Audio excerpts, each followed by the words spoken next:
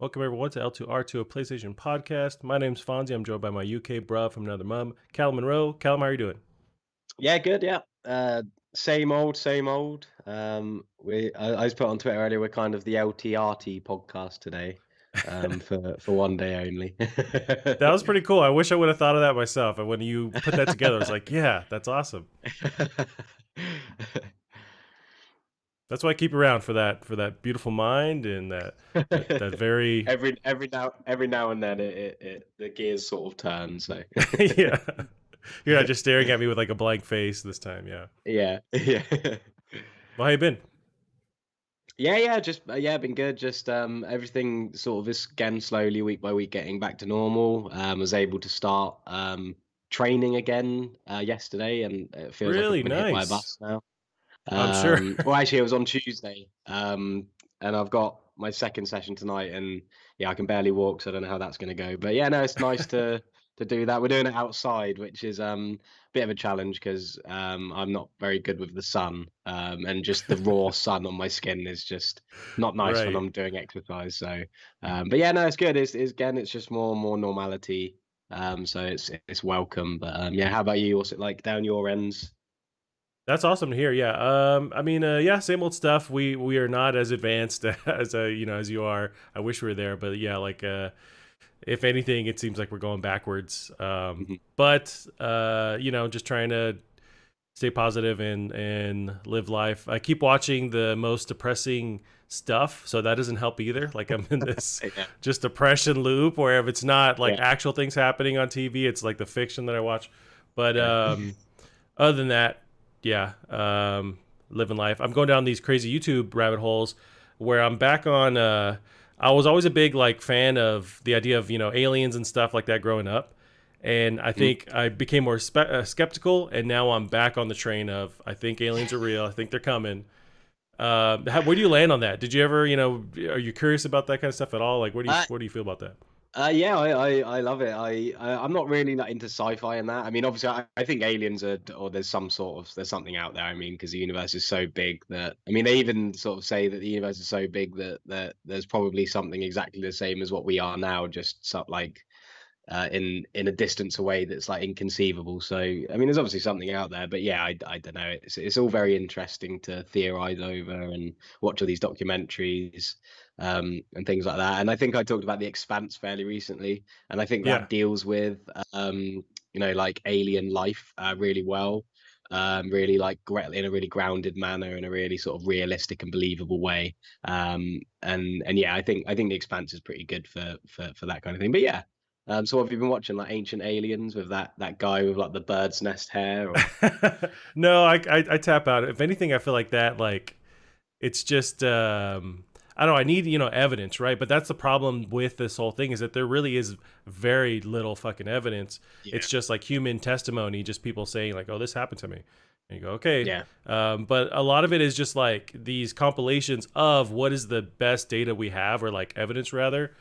And so it's just like going down that kind of rabbit hole stuff. But like one of the big yeah, weird things in the states, at least with the U.S. government, which is weird that they're releasing this like drone footage. I don't know if you've seen it, but it's drone footage that they've put up online where they say our drones caught this UFO. We don't know what it is. mhm, Here you go, and they just put the footage online. yeah, And so that was strange for like the first time a government there has been other governments that do it, but like first time mhm, US has said, here's where we have caught something, we don't know what it is. Usually they kind mm, of like have an yeah, explanation or whatever.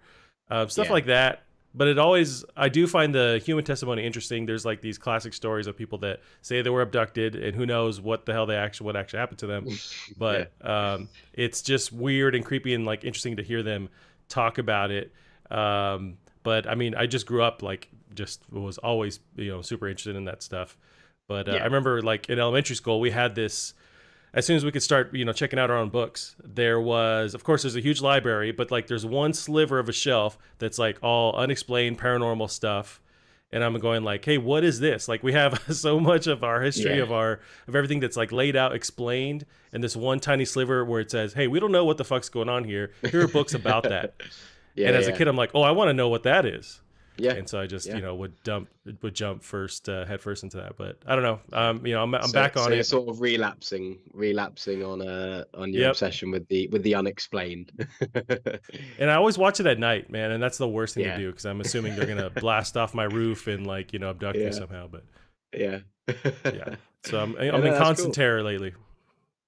Yeah, no, it's cool. I like what you're saying about like the sort of archives that get like declassified and all from NASA, and they're always really interesting to watch. And um, but yeah, I mean, hopefully in our lifetime there'll be something more concrete, something more Right. obvious that you can't really denounce or anything. But yeah, like you said, it's all very no evidence. It's all sort of like, oh, what we don't know what this thing is, but it could be a number of different things. And Right. but yeah, like I said, it's fun to theorize and watch and think about. It's kind of scary to think about in a lot of ways. I just hate space. It's just creepy. Um, that's another reason I really like the Expanse, because I think the Expanse sort of understands that. Just the whole Hmm. vastness of it is like really uncomfortable. And I think yeah, that's something that I find creepy about space, is just how ridiculously big it is. And just the idea that we're even on a planet and there are other planets, and it's just strange. I just don't like it very much. Yeah, no, it is crazy when you start to think about it. It's almost like there's no real reason why we should be here in the first place. Like with Yeah, as far as like how a planet functions, like we live on the very thin crust of a planet, but even like yeah, sandwiched between the atmosphere, where that atmosphere is very tiny, and we yeah, just have to hope that nothing crashes into us. And we're lucky enough that we were close to a sun in the first place and have yeah, water on it. yeah, And then, yeah, but if you escape that little bubble, that's just radiation and nothing for for millions billions of of whatever of miles around you. It's like yeah, it's almost like there's everything's against life in general, so it's like there's no reason for us to fucking be alive in the first place on this planet. yeah, yeah, Just like yeah. statistically there's like no other situation. But it No, is yeah, crazy to like try and quantify all that stuff. yeah, yeah. It's not nice. Yeah, I usually do that in my head at like 1 a.m. when I'm trying to go to sleep. That's when I start to think about all Yeah, this. I go, ah. yeah. But yeah, other than that, any other positive, anything going on with you? Um, I don't think so. It's been quite a sort of a quick week, in I think mostly just because it's been quite unproductive. Haven't had the best of weeks in terms of like feeling motivated to do anything. I've been playing a bit of Ghost of Mm, Tsushima. yeah. But yeah, apart from that, just yeah, just been lounging around. And yeah, not much. Yeah, same here. Let's talk about Tsushima. So we have some articles we can get into, but also we're a week now with playing with Tsushima. I haven't spent as much time as I wish I would have this whole week, but and I'm sure you're like way ahead of me. But how are you feeling? About your at least your initial in real time thoughts of the game. Yeah, so I think I'm probably about I'd like to say about 20 hours in or so, I think. Yeah, not bad. And yeah, I'm really enjoying it. It's really fun, really enjoyable game. I think it is very generic in a lot of ways. I think even at first I was like, oh, it's really cool how there's no map, and there's not I'm not like getting stressed out because the amount of things on my map. But I think as time goes on, it sort of does get a bit more generic in its open world, and you start to realize it's Mm, mostly the same as others. But saying that, it's done well, so it's a really well done open world. I think the story is again quite mediocre. I don't really care too much about the story. Um, but yeah, it's really great fun. The combat's good fun. It's yeah, I think sort of when I read about a lot of people saying it's quite unpolished, it's quite generic. I think I do agree with that.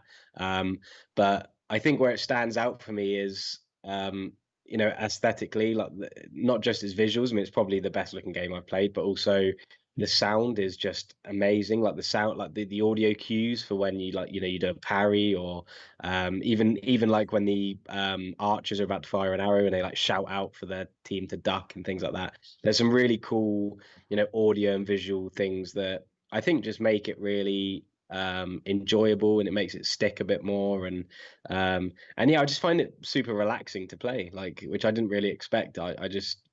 I almost feel like this is what people who play Animal Crossing feel like. Like it's just I could just sit down and play it, and relax and not worry about anything. And I think that that's quite an impressive way to get your game across and to make people feel when they're playing it.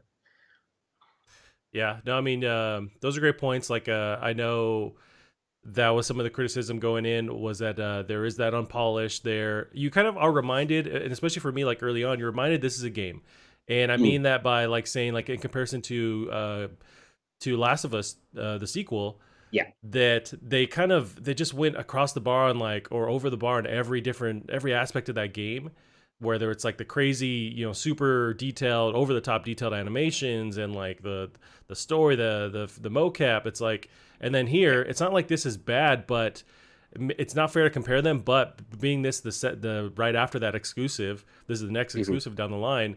I find myself comparing it. So when I see the janky animations, I see the sometimes the Hmm. weird,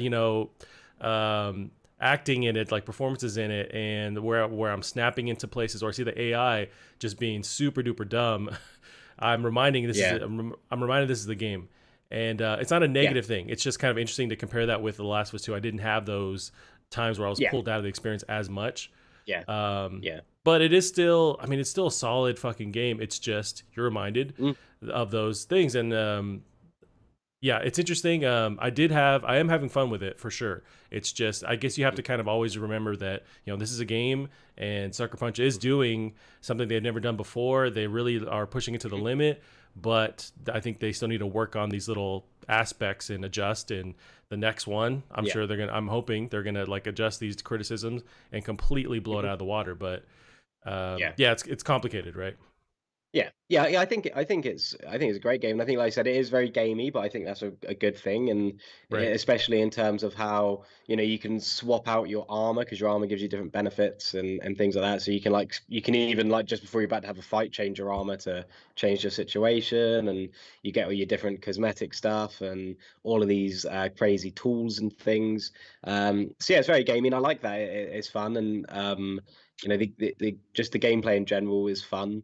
And you're saying about the performances and things. Yeah, and I think I think they're okay. I think they're definitely passable. I think actually Jin, the main character, and Khotun Khan, the villain in the game, I think that they're both performed really, really well. In fact, Jin's performance is in a way what makes the game so relaxing as well. His voice acting's awesome. I think the fact that he's a samurai, he's very honorable, has his like feelings in check, even in like this chaotic setting. I think that's what helps get across this really relaxing feeling, and that sort of Mm, coincides with the nice music and everything. And I think it makes you sort of feel that sort of zen that like samurais feel, sort of in chaos kind of thing. And especially with how it's a viable option to just walk up to the front gate of a camp and take on everybody, and it's just got a lot of calm about it, and I really like that. And that sort of emphasized again with the things like the haikus and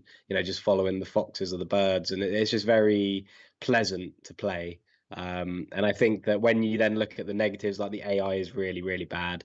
The gameplay, whilst it's fun, it's not a huge, like, especially the stealth is very, very generic.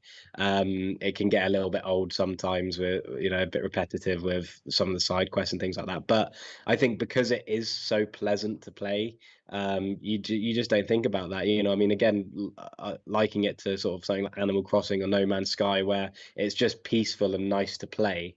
It doesn't matter if things get repetitive or methodical, because you're just having a nice, enjoyable time playing it. And that's sort of my experience so far with it. Is I just enjoy being in that world, looking at the amazing scenery, listening to the really nice music, and everything's very responsive. And so yeah, so any frustrations I have with like the game, with maybe the AI or the controls, or any of the sort of jankiness, I just don't really mind, because I'm already so relaxed from the game, really. yeah, no, I 100% agree with you. And I'm early on in it, but I can tell everything else is so strong. Like it keeps me wanting to be in that world. I mean, it's so fucking beautiful. The audio's on point. You're right where it's like it's interesting because you mentioned these like relaxing kind of zen points, but there's combat. I mean, it's heavy with how brutal the combat is, but Yeah, it still does this like idea of balancing everything yeah, going on. I really dug. They do change these, excuse me, these aspects of like RPGs, open world RPGs, where they've improved on them. So like there's issues where maybe I'll be running for a main quest along the way. There's someone who like flags me down. There's another optional side quest, but it seems like at least early on they're purposely making sure that your side quest is on the way of the main event anyway. So like I can keep Mhm. doing stuff along the way. When I'm running on the horse, I can keep grabbing items that are on the ground. Like I don't have to jump off my horse to Yeah, yeah, yeah, collect like yeah, bamboo or whatever. yeah. I dug that a lot, especially with they kind of are managing the whole like avoiding a bunch of stuff on screen with the wind guiding you. I really dug that Mhm. effect because it just keeps me in the Mhm. world. So they are improving on a lot of the issues that plague RPGs. It's just there are other things that they're failing at, but it's still solid positive experience so far for me. Yeah, yeah, I think you're right. I think the progression and the sort of direction that the game sort of tries to give you without being too, overbearing, it is really good. Um yeah, I think there's a lot of that sort of like free flowing feel to when you're on a quest and you come across something else, and it just feels so easy just to go and do something else, or nothing feels wrong or anything. And even, a really minor detail that I've noticed is, you'll go up to an NPC or a character who you're about to talk to, and they will start saying something, and then it will sort of like cut them off, and it'll go into the cutscene, and that happens in loads of games, where you have to go talk to an NPC, but before you've like pressed the interact button with them, they've already sort of said some bit of dialogue, Mm. so when you start that cutscene, they'll maybe like repeat it or set something else. But Ghost of Tsushima seems to understand exactly what's been said at all times. So it just flows into each sequence really nicely. And again, I think all of this all of this just goes back to, it just makes the experience so pleasant and so nice. And even when you said about the combat, the game's very zen and very peaceful. But even with the combat, I mean, just the way Jin holds himself, portrays himself, talks. Even when he's in combat, he seems very calm and collected, and then that in turn makes me as the player feel very calm and collected. When I play Sekiro, um, you know, I feel frustrated and scared all the time because I know how difficult everything is, and I don't feel like my character in the game is suited to deal with everything that's being thrown at him. But I know that Jin, because of how he's been portrayed in the game, and obviously I've played with him, I know that he can take on whatever's coming at him. You feel like the most powerful warrior on that island, and I think that just all it just gives you this really nice, mellow, just yeah, pleasant sort of feeling throughout. And I think their focus on making sure that side quests don't feel like they're veering you off of a path or and everything. I think it all just accumulates to create this really nice, just enjoyable game that's fun to play. Yeah, yeah, I agree. And one thing that's I'm struggling with is I'm trying to play the game and I can't stop fucking taking pictures. It's like I've maybe played 5 minutes of this game, but I've been spent 5 hours Yeah. in the photo mode. It's an Yeah. awesome photo mode, and it's just like there's so many points where like, oh, I got to stop here, I got to like switch the angle. Yeah. And I just love the options and how easy it is to jump into photo mode too. And I think a lot of the reason why I know you mentioned you haven't been super keen on it in the past, but for me, I do like jumping into photo mode. But usually there's one or two menu things in the way to keep me from I don't want to stop the experience. But the fact that it's like Yeah. one button away from going into Yeah. photo mode and then you can quickly jump out, I love it. But Yeah. have you been experimenting with the photo mode for the first time? Yeah, yeah, yeah. I tried it out, and it was really cool. But I think the game just looks so good that I don't need to even use it, because I didn't. I always thought that when you use photo mode, I mean, this shows how naive I was about the whole thing. But I always thought you'd go into photo mode, press like X, for example, and it would take a photo, and then that would be it. But you have to use the share button still, right? So this Yeah, just yeah, you like do. allows you to like set the scene and end it. So that took me Right. ages to figure out because I'm an idiot. But when I realized that, I think the game just looks so good anyway. I mean, the lighting is incredible. The weather is just, I've never seen a game that portrays the weather so well, and the way the light cuts through trees, and when it's raining Mhm. you got the puddles that are like reflecting it, and it's just incredible. And there's just so many times where I've just thought this is so picturesque. Even without going into photo mode, I can easily just press share, and that goes back to you saying about how the HUD is so clear. There's basically no HUD, and I saw today in the options, I was playing it earlier, that you can even turn the HUD to be even less detailed, um, which is strange because when you're exploring around, there is literally no HUD. Like unless you're in combat or doing something, there's no HUD at all. Um, So, and I think so. I think that just makes it so easy just to quickly hit share and upload the screenshot or whatever. But yeah, you're right. It's just such a beautiful game. There's just so many times that you want to share this amazing sight that you're seeing or this amazing scene that you can see. And yeah, and I think, and again, there's a lot of cosmetic options of the armor and the sword kits and all the different, even your bows and everything. Um, that yeah, you can just create so many different scenes and things like that. And what did you think about the I don't know if you've seen too much of it, like the upgrade system? So you're out finding supplies and resources, and then you can sort of go to a camp and upgrade and do things there. So far, I've seen that you can do that, and I find that I don't have enough resources to upgrade anything yet. Hmm. I think I've upgraded my bow at this point. But Yeah. that seemed cool. It seemed like a standard kind of game mechanic. Yeah. Is there a lot of depth there, or what were your thoughts on it? It's not too deep. I mean, upgrading things like raise their stats. So, for example, like your different armor that so you got like your samurai armor that gives you more health and more defense. So that will sort of go up every time you upgrade it, and it makes it look different as well. So the first time you get like your samurai armor, it's fairly broken and not filled out. But then by the time you've like fully upgraded it, it's really armored out. You got like a helmet and Mm, everything.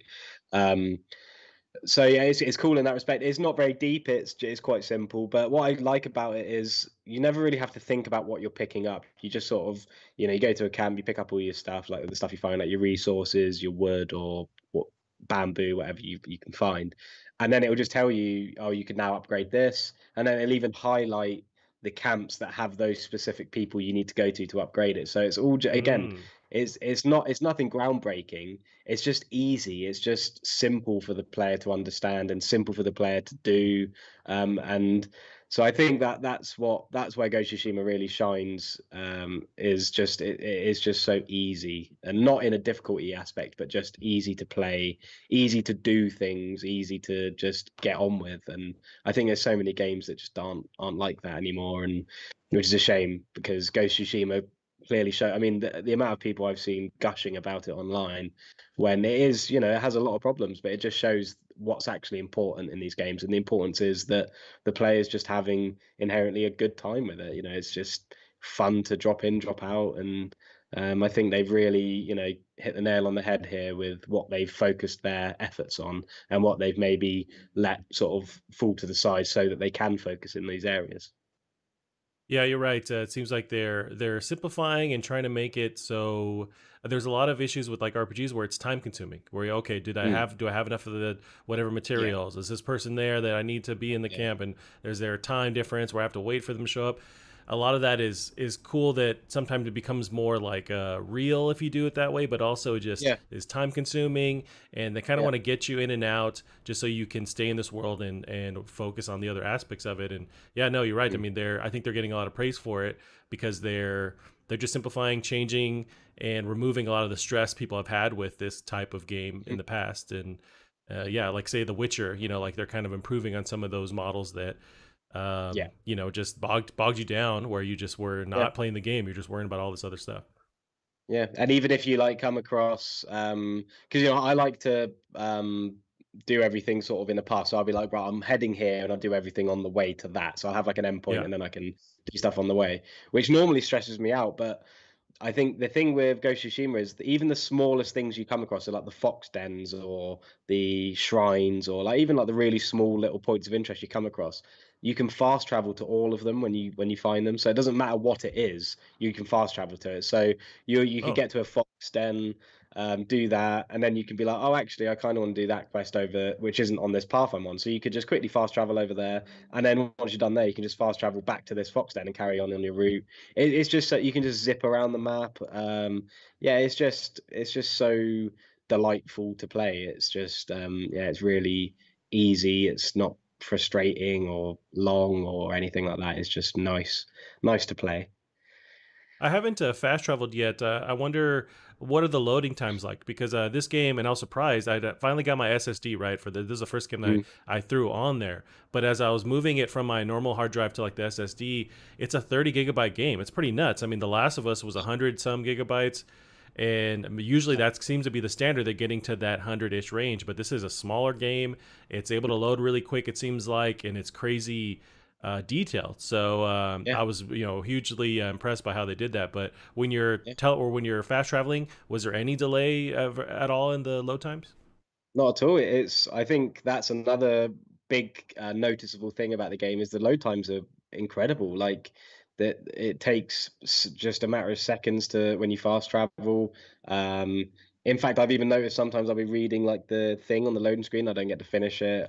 Right. It's super. It's just a really great game. There's sometimes these kind of games do come out where you acknowledge it's got a lot of issues or problems, but because the game's it just does all the right things well. So it doesn't maybe it's not groundbreaking, but everything that matters is done well. And I think that that's why everybody's loving it so much. I wonder too with the sneaking, if maybe it would be weird story wise if he became this super badass ninja, because he's not a ninja, he's a samurai, and it's in the story where he's in conflicts with the fact that I don't want Mm, to sneak behind someone's back. I go up to a man to man and their idea and their thoughts, where it's like you challenge them and they know what they're getting into, and so yeah, he's wrestling with that whole thing. So I yeah. don't know, maybe story wise that changes like later on, but maybe that's Mm, why they don't flesh out the sneaking. But I would have liked more options there. It seems like, yeah, once you do get caught, it's really like, okay, I have to fight everybody. But it's yeah. times where I'm just not confident that I'm sneaking around the way that I wish I could. Yeah. I think that so there are a lot of like technique points you can spend on your stealth, and there's quite a lot of things you can do to sort of make it a little bit easier and a little bit more sort of like, for example, even just upgrading your dagger. That means that it's quicker. So before Mm, you've upgraded your dagger, it'll take a while before he like kills the person. So it's louder, so people might see you. But when it's fully upgraded, he literally just stabs them in the head, and then they're dead. So it's like really quick and silent. Um, but yeah, you make a good point about how he's a samurai and he finds that kind of killing dishonorable. But what I really loved was that made me like, oh yeah, I kind of see what he's saying. I don't want to go against his beliefs or Lord Kim, is it Shimura or Kimura's beliefs. I want to like stay true forget. to his samurai things. But then the game makes it that the Mongols have prisoners, and if the Mongols see you, then they'll kill their prisoners. And there's a lot of camps in the game where it'll say sort of as you approach, it'll say rescue the prisoners, and then that you can't go in all guns blazing because these prisoners will then be killed. So then you're like, oh yeah, I need to be stealth so that I can rescue these prisoners from the Mongols. And I think it's a really clever way they've sort of managed that because that could have been a bit of a plot hole if he's a samurai who's just all of a sudden killing people by stabbing them in the back. And yeah, I mean it is referenced later on in the story and it's all done sort of fairly well, but I just really liked that sort of little added thing for the player because where there's conflict for the main character, there'll be conflict for the player as well, especially the players who are immersed with the character. So I think to give you as the player that conflict as well, where the game's like, well, you can do what you like, but there's these prisoners. So if you go in the front gate, then you're going to have to make sure these prisoners don't get killed whilst you're attacking everyone. So it does a good job in making sure that you've got a good reason to use both. But you can play the entire game without stealthing for sure. And if you want to like spend all your technique points in that aspect, I'm sure that that's definitely a viable option. But um, yeah, I think the game's trying to sort of show you that with these Mongols, sometimes Jin is going to have to go against his beliefs and do things differently. But yeah, I'm glad you brought that up because that's something I noticed in a positive way. I think it's really cool the way they've uh, sort of incorporated the whole stealth and how it's not really something Jin wants to do, but he has to do it because of the way the Mongols fight. And I think like at the very beginning, he's saying about how Kotal Khan says about how like he knows exactly how the samurai fight, so he knows Mm. exactly how to beat them. So it's going to take something that Kotal Khan doesn't know to finally drive the Mongols away. Which so I think in that respect the story is quite cool and it fits well with the gameplay. Yeah, it's a good little touch. Yeah, no, I mean, I'm still, super positive about the whole experience. I need to really jump in. That's my plan this week, is to jump in, and I don't know how far away I am from the end. Do you have any sense of like how close you are to finishing it now that you're like about 20 Uh, hours in? I don't feel close at all. I think Mm. I wouldn't even. I mean, I'd estimate maybe halfway. Yeah, I don't feel. I've still got a huge amount of the map I haven't even been to. The map is Um, huge too. When you like zoom out, yeah, it's a huge island. yeah, so I'm in like the middle part now. So like the south, I've done like the south bit. I'm now in the middle part. I haven't even been to the Gotcha. top. I haven't even explored all of the middle part anyway. So, yeah, yeah, I think I'd probably, if judging by the map, I reckon I'm probably about halfway. And I'm making sure I sort of do everything along the way. So, I'm not rushing through it or anything. So, but yeah, I mean, I've heard it's a, 40 to 60 hour long game. So, I'm expecting a bit of an epic. But no, I'm loving my time with it. And there's been times where it's felt slightly repetitive, but eventually, I might come off of it. But then I'll be thinking an hour later, like, well, I really fancy playing some Ghost of Tsushima again. So it's obviously doing something right. Yeah, I agree. That's my plan this week is a jump full force. I wonder if I see a lot of people posting and early on like, oh, just finished, just got the platinum trophy. I wonder if you have Mm. to find everything as part of that platinum, or if there's a way if that's not required. But it seems like that's a daunting task is to find every item or every point on the Yeah. map rather. Yeah, I'm not sure. I mean, there's an armor that you get at the beginning, which sort of pulsates, like vibrates your controller when you're near an artifact. And I think Oh, if you fully upgrade it, you can like make it so that the wind will just take you towards the closest artifact. So I think that's quite a end game outfit for you to wear just when you're mopping up, and I think that would make things quite nice and again just easy for the player to do. So yeah, I'll definitely go for the platinum. It seems like a typical open world trophy list, do all the missions, right. find all these things, fully upgrade all these things and that. So definitely sounds doable, and yeah, I'm looking forward to going for it. Gotcha. Cool, Cal. Yeah, well, we'll see how we feel after another week of Tsushima. We could jump into some of the news stories here. I mean, I do have the front loaded some of those Tsushima stories this for the week. A lot of it's of the sales and kind of the success of Tsushima. But we have a UK sales charts. Ghost of Tsushima is the next PS4 exclusive to get top spot. So Push Square's Liam Croft has the article. Ghost of Tsushima is the second biggest PlayStation 4 exclusive of the summer, and just like last month's counterpart, it has debuted in first place in the UK sales charts. The latest open world experience from Sucker Punch Productions didn't manage to come close to the sales figures of The Last of Us Part 2, as noted by GamesIndustry.biz, but it's still a very positive result for what could be another huge hit for Sony. The site notes that physical sales of Ghost of Tsushima were 7% higher than the Days Gone at launch. Geez. So also some perspective is in Japan. Apparently they were like selling out of copies too. So to get that, I jumped into Benji Sales on Twitter. He's a games industry sales analyst. Ghost of Tsushima has had a phenomenal launch in Japan, outpacing other Western-developed PlayStation Studios titles. So to put into perspective, Tsushima sold at launch 212,000. Death Stranding was at 185,000. Last was Part 2 got close, 178,000 units. These are unit sale, physical units. And then what blew everybody out of the water is the Final Fantasy VII Remake has a 702,000 copies sold, physical copies in that launch window. So that's nuts. But it's showing that there's a huge demand in Japan. So also to pull out further, there's this VGC article where they explain on the shortage. In a tweet posted on the official Japanese PlayStation account, Sony explains that Ghost of Tsushima has exceeded sales expectations, leading to stock shortages at several retailers in the country. Sony has yet to publish official sales figures, but PSN API aggregator site GameStat estimates Ghost of Tsushima sold 2 million copies in the first 3 days after release. I'm guessing that's 2 million in total. Mm. But yeah, I mean it's successful. I think, and I thought that before when we saw that initial digital event where they showed off gameplay for the first time, like that half-hour stretch. I felt like okay, we have a series on our hands. So, you can keep doing these, you can keep pumping these out if they're successful for the next one. Like there is a franchise here. Yeah, yeah. I think it's great to see that it's doing really well. Really happy for Sucker Punch because obviously it's such a big jump from Infamous. So yeah, it's really good. It's really good to see, especially considering how soon after Last of Us Part 2 this was. That was a bit of a contention for everyone, but it sold really well. And like I said, I mean, I really have barely been seeing any negativity surrounding the game online. It seems people are loving it, which is a nice welcome change to the reaction that Last of Us 2 had, which was very divisive. Right. Um, So yes, it's just all round nice. It's just nice positivity online from people, and a nice game for me to play as well. I'm enjoying it too. I agree. Yep.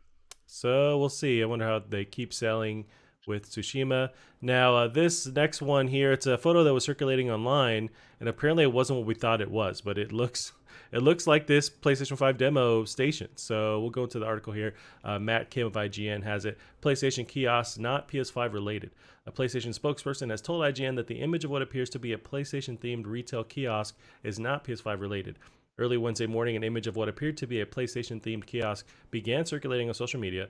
The photo showed a white and blue colored retail area with a couch, table, and a mount for what appears to be a TV screen. The photo was taken in an unnamed UK retail store by at Ironcore Game. IGN reached out to Sony to inquire about the photo, and PlayStation spokesperson responded that the kiosk is not PS5 related. Sony didn't explain what the kiosk might be for. The image, the image revived speculation that Sony could be preparing to put the PS5 out for pre-order, although the company said the customers will be given plenty of notice before pre-orders go up. Another concern online about the photo was whether such a kiosk is a good idea. Several countries are issuing social distancing guidelines, which includes limits on making contact with public surfaces. A demo station would be counterintuitive to those kinds of guidelines. What do you think, Callum? They're saying this is not a PS5 demo station, but it fucking looks like it. But what do you Mhm. think? Yeah, it does. Yeah. I don't know. It's kind of weird. Like the weird there's like a sofa and um, yeah, I don't know. It's kind of like you go to like like a showroom place of, like showing you like IKEA or whatever. It's kind of like something Right. you'd see there. Like, um, yeah, I don't know. I'm trying to work out what store that is. I think it looks maybe like a Curry's or PC World or something. But um, yeah, I don't know. I don't really understand what it is. I mean, for them to say, it's not PS5 related, why didn't they just tell them what it was then instead of just saying it's not PS? Like, I don't know. It seems a bit weird. So yeah, I'm not really too sure. But yeah, it's got the colors of PS5, so you'd imagine, unless that's just sort of like their new color scheme they're going to go for up until the PS5. But yeah, I just can't imagine what else that could be, and again, why they're not just saying what it is. I feel like I think they're just trying to keep the cards close to the chest because you have the black, white, and blue, which is the PS5 color scheme now. You have a Hmm. couch, so it's not like PSVR. It's not an open area. You No, have that little coffee table.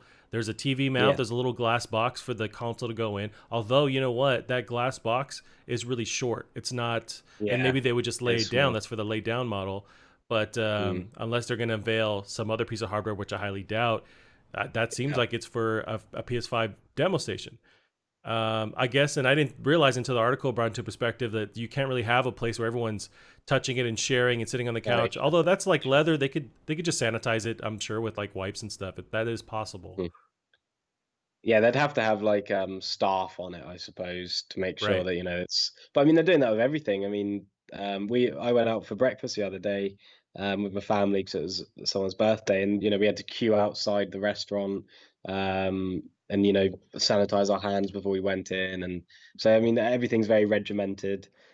So yeah, like you said, I think that they could definitely do it. They just have to have people staffing it and making sure people are coming in, one or two at a time, and cleaning everything beforehand. But yeah, I don't know. It's a bit weird. I've never really seen it. It looks really out of place as well. I don't know. It's just PlayStation being enigmatic as normal, I suppose. Yeah. They probably don't even have any plans for it. They probably just put it there like this is going to make people question things. God damn it, they might be doing that. Yeah. This is a cool I wish I could just like import this into my living room. I want this set up at Yeah, home. Like got the cool lights on the yeah, side, everything's blue theme, like in blue, black and white. yeah, No, I'm digging it. This has to I mean, I don't see any other possibility of what this would be. You know what? If you look closer at the counter, the coffee table rather, there is a glass box over that as well. So maybe that's yeah. where the It PS5 looks would like go, that but glass box doesn't even fit there. It's like kind of just been, right. it's kind of like tilted and yeah. So I don't know. It's just very weird, and it's got like the red tape around it, like it's a crime scene. Um, I don't know. Maybe someone just came and put it in there who doesn't even work for PlayStation, and they're sort of trying to like wonder, like, is this like vandalism? Right. So I don't know. It's yeah, it's a weird one. I guess if what would really drive the idea home is that this is a PS5 station is that they if they had like clear speakers going on, because that's the whole thing with the PS5 is that this re-engineered audio that they have capable of doing. So if if there was obviously there was like crazy speakers or something showing off that component, maybe that would really Hmm. point closer to PS5. I can't imagine what else this would be. This feels like that. It's a demo unit, demo station, but they're just not announcing Yeah. it yet. But that's it seems Ah, like well, exactly. there's a couch. There's a couch there, so maybe it's demoing that little robot friend who comes and sits next to you when you're playing Oh, interesting. It's cards. possible. He just pops out of the coffee table or something, and he's your Yeah, buddy. they have to like sanitize him like every time someone's played. Yeah, I don't know, man. I wonder, but yeah, it's strange because it seems like oh, that's exactly what it is, but then for them to go to say it's Yeah, not, I think yeah, that's just them, controlling the message until they decide to announce it on their own. yeah, yeah, Gotcha. Well, let's move on from that one. Now, over the week, I don't know if you saw this. Jeff Keighley had a special thing, and he was blasting it online. He went hands on with the Dual Sense controller and got to play. I think it's the Playroom with that little Astrobot character yeah. demo from that. So let's go into the details here. IGN's Joe Screbbles has the article. PS5 DualSense controller first side by side with PS4 DualShock. We've gotten a first real look at the PS4 and PS5 controller side by side, revealed after a Jeff Keighley live stream about the new DualSense controller. The presenter posted a side by side comparison of the two. As expected, the PS5 controller does look a tad heftier than the DualShock, but not hugely so. Keighley mentioned during the stream that the controller felt slightly heavier, but only slightly. How do you feel now that we see these two together next to each other? Yeah, I think it looks really nice, to be honest. I mean, it took me a while to get used to it, but I think it's really cool. It looks bigger in the right places, I think. I mean, I'm still not sure about how, because I quite like how like the face. I've got a DualShock here actually, so I can feel it and talk properly about it. But I like how like the face buttons are sort of on like a flat surface, whereas Yeah. they seem to just be like coming out of just like the normal curved controller on the new one. So we'll have to see how that feels. But yeah, I'm sure it feels lovely. I mean, they're not just gonna make a controller that feels awful, are they? So yeah, I'm really excited. I think the buttons are really high quality as well. I don't know if that's just me being fooled by, the like clear plastic on them. But yeah, I think it looks really nice. I'm really just excited to try one out, put it in my hands, after I've sanitized it down. Um, yeah, but yeah, no, yeah, it seems really nice. I like it, and I'm liking the white as well. I think it's quite cool now. I still would prefer it just to be black, but yeah, yeah, I'm looking forward to giving it a go.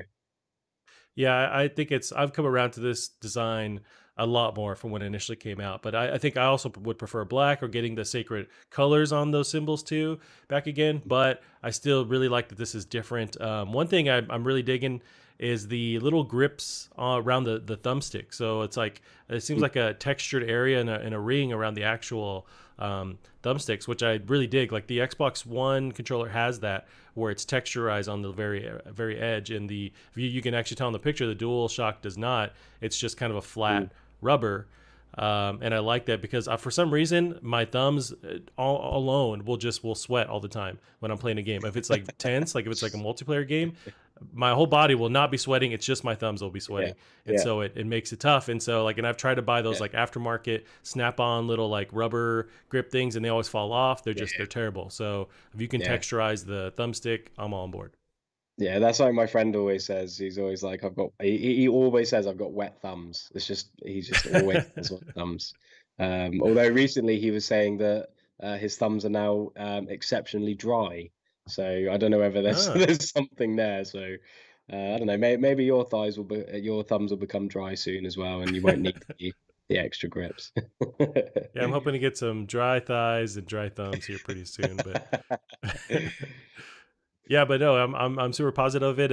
In the actual video he posted, and he goes into depth. He shows off that playroom demo. He talks about the actual features in the DualSense, where you have the resistance on the triggers, where he says you can literally feel like the pressure build, and that depends on the game. But like if you're drawing back a bow, if you're driving, they have that programmable now. The devs Yeah. can mess with that, and I guess the haptic feedback or the vibration is something completely different on the Mhm. controller now, and they're able to like put it in stages where it just feels completely different and almost texturized. It's crazy. I really want to get this in my hands to actually feel what that feels like. But Yeah, all we can yeah, do is hear about it until then.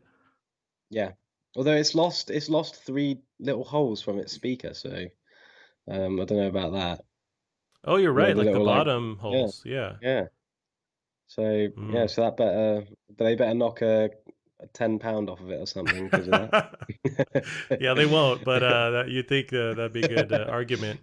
Yeah. Yeah, that's one thing is this has that special not only speaker but like the microphone to where you can talk into Mm, it and it's not going to catch outside audio. So in theory, you could use it for like a multiplayer game where you don't need a headset.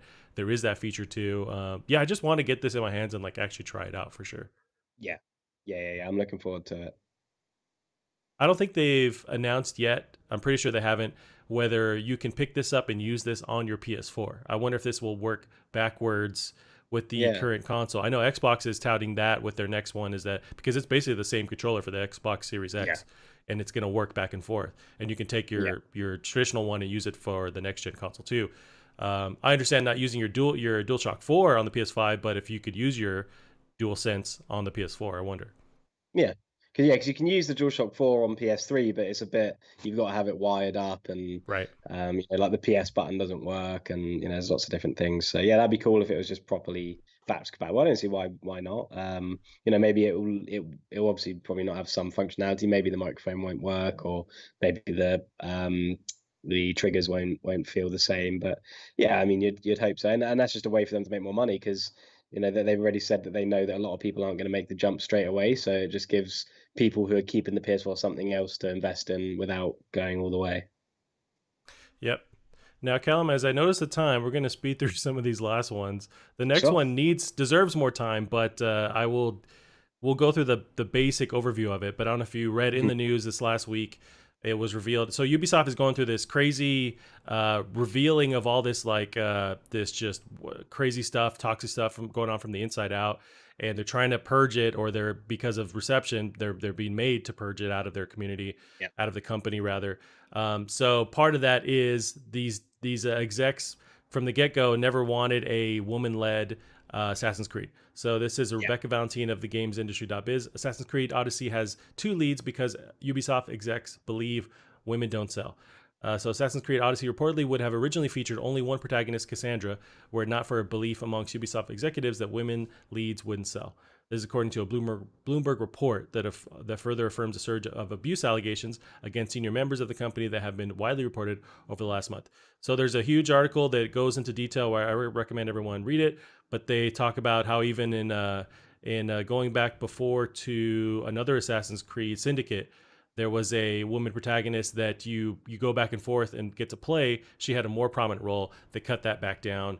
And now you have that woman option, that female option in the newer Assassin's Creed, but also with promotion, they didn't show that off. It was only the male lead, and they didn't reveal that you could be a female lead until that special edition like sculpture that you can buy has the female Yeah. version of that character for Yeah. Valhalla. Um, but how do you feel? I mean, I think it's obvious women characters do sell. You have Tomb Mm. Raider, you have now a Last of Us. Like, there's plenty of Bayonetta. I mean, there's huge franchises that are just based on female leads. Yeah, and not only that, and Assassin's Creed Odyssey is like I've never seen a game where it's so like I'd say like 99% of the people I've spoken to about Assassin's Creed Odyssey have said that the male option is just awful. Like Mm, the playing as is it Cassandra is just the complete superior way to experience the game. All of my friends have said the exact same, even to the point that they didn't even like Assassin's Creed Odyssey when they were playing as the male characters because he was so cringy and just awful. Whereas Cassandra is just a really great character. So yeah, I think it's just a complete just idiotic thing to think of or to think about in terms of marketability. Nobody I'll play as anyone. I mean, I don't care about, I don't right. think about whether they're male or female. I just want to play as an interesting character who I'm going to enjoy, being for the remainder of that game. I mean, look at Resident Evil. I mean, everyone loves like Jill Valentine, Claire Redfield, all of these characters. Um, not and yeah, so yeah, I just think it's just pathetic. It's a really stupid way to look at things, and they're rightfully so getting a lot of backlash now. And yeah, and just quickly about Assassin's Creed Origins, I've just done a part on that where you play as Aya on the boat, and uh, even up to then, I was thinking, I hope it's going to let me choose between them because Aya is so much cooler than Bayek in Assassin's Creed Mm. Origins. She's a much cooler character. So, I like Bayek to be fair, but yeah, I just think it's just idiotic. I mean, most people don't think that way. They just want to play as the most interesting, intriguing character. Um, and by even just having that train of thought when designing a character, you're instantly gonna half-ass something or restrict something because you're already thinking about a different version of it. So yeah, it's just not. There's no place for it. You know what I do? You know what? Who does take this consciously and like not? They can't take themselves out of it, playing as a different gender or whatever. Is kids. So my Mm. nephews that are boys, they're all like, and I often play as women for some reason, like as a character when I'm playing an RPG or whatever, and they're always like, "Oh, you're playing as a girl? Why?" I'm just like, I don't know. I just want it's not a Yeah, real world. Like, let me try being a girl in here. And yeah, they're just like they're always taken aback. It's like, why would you do that? And if I play yeah, like I was playing a Horizon and I was trying to get them into Horizon, they're like, oh, you're playing as a girl? I'm not into this. But they're yeah, 8, 10 years old, yeah, so kids yeah. do this shit Exactly. Yeah, because they're dumb. yeah, But yeah. so I guess they're trying to Ubisoft build this executives should not be doing right. it. And maybe there was a time back in the day where they were they were trying to lead to like, oh, we have to have dudes on the cover of the box art and Mm. stuff. But that's also only a reality because you're creating that standard. Yeah, So it's exactly. like Yeah, if you decide yeah, to change it, then you can kind of control what the market wants or what they even know is possible. So it's hmm just dumb. But yeah, I just think of my nephews that they're the ones who can't fathom playing as a girl, but they're kids. So it's like if these games are for exactly. Yeah. adults or teenagers, they can handle that. Yeah, exactly. Yeah, yeah. It's just, I mean, it's just one of those things that people only think about it when someone brings it up. I don't think about, if I see a game, I don't think, oh, like before that it's even introduced a character, I don't automatically think, oh, I hope you play as a guy in this. I hope you don't play as a woman in this. Like you just Right. see the character who's in the story and in the situation, or directing the game forwards, and you sort of make a choice there and then. Is this a character you like? And because I mean, I'm not saying that all female characters are good or interesting, but if you take all of the female-led games, they're normally brilliant characters because you've got to think that, especially in this case, male characters are sometimes made just for the sake of marketability. A lot of people are always like, Right. oh, they've made a female lead just for the sake of being, equality or whatever. But it seems to be it's the other way around. They're making male characters to try and make their game more marketable. So Right. it's just stupid. It's yeah. I mean, I've been quite positive about Ubisoft recently, but I mean, this is just horrendous, and I hope that they get to the bottom of it and just completely eradicate this from their company because it's just gross. Yep, I agree. I agree. So we'll end it there. I think we'll save this next one for next week. It's just I wanted to dissect this leak of a Sucker Punch game, but Sure. it's a quite a long trailer. So I think we'll save that Yeah. for next week. Yeah. There's Cool. Ghost of Tsushima, inspirations in that gameplay trailer. Yeah. Alrighty, so Callum, we'll end it here. We'll do our little outro. We'll stay on here, and we're gonna the next hour we're gonna spend dissecting and talking about this Xbox game showcase. So we'll end it there. Where can they Yes. find you online? Twitter at Bear Monroe is where I normally lurk. So yeah. Awesome. You can keep up with the show on Plastic Art Pod on Twitter as well. That's it for us this week. We'll see you guys next week. Bye bye. See you later. Alrighty, Right. count. So we're still on the line. We're still recording and everything, but we'll do another little intro here in a couple of minutes. I don't know if you need to use the potty or whatever's going on. Nah, I'm all right. I've got a cup here, so if There need you be, go. I That's can all use you that. need. Just empty up, I'm eat all your gonna jelly beans so you can use that. yeah, I'm gonna export the Audacity thing now so that they're Yeah, sort of go for it. separate, just so it's easier for you. Cool. Um, and then I'll start another one. Oh, you've gone for a wardrobe change. Yeah, I'm switching to my Xbox fanboy wardrobe. Right, so that's exporting. Yeah, so I'll just make sure I've got my video up. I'll put that there. I think I'll put you onto my this monitor now. You've been relegated to the 1080p monitor, unfortunately. That's fine. I'll deal with it. See, it's really annoying. Ever since I got a 4040p monitor, it's always like if I put a YouTube video on, I'm like, "What? You can only watch this in 1080p? What is this? The Stone Age?" Right. Your standard is just like instantly raises now, and everything Yeah, else is gross. yeah, yeah. I've become a resolution snob. I still haven't Uh, bit the bullet and actually purchased a like legit screen for my computer. Like I need to do that and upgrade and do like something with higher hertz. Like I just haven't done it yet, but yeah, it's yeah. on the No, that's all docket for right. sure. Yeah. Um, I think I'm gonna buy another 1080p monitor. I think I was saying just because I don't want to have to play everything in 1440p just because it is so taxing. I want to be able to, sometimes choose to. And I mean, 1080p on this 1440p monitor looks horrible, so I just can't because it's so stretched and Right. everything. So yeah, so I think I've got a 1080p monitor now, but it's not. I know it's gonna sound really stupid. It's not like nice. Like like the screen's fine. It's just not a nice monitor. So I want to get a nice sleek one Okay. so that it Like fits thin fits bezels nice. too. Yeah, and I want to get and my 1080p one's only 60 hertz, which doesn't really make sense considering my 1440p one's 144 hertz when I'm more likely to get more frames on my 1080p one. Um, Interesting. so yeah, I'll get one of them. But I think I'm gonna get Death Stranding at some point now because Ooh. I was watching the comparison videos and it looks pretty nuts Yeah, visually. and So you I mentioned might, you haven't played it yet, so I would highly recommend like if you're jumping for the first time, like try it on PC because you have all the everything unlocked, all the yeah, features unlocked. yeah. But Yeah. So I think I'm gonna I'll get use the that. restroom real quick before we start. Yeah, yeah, yeah.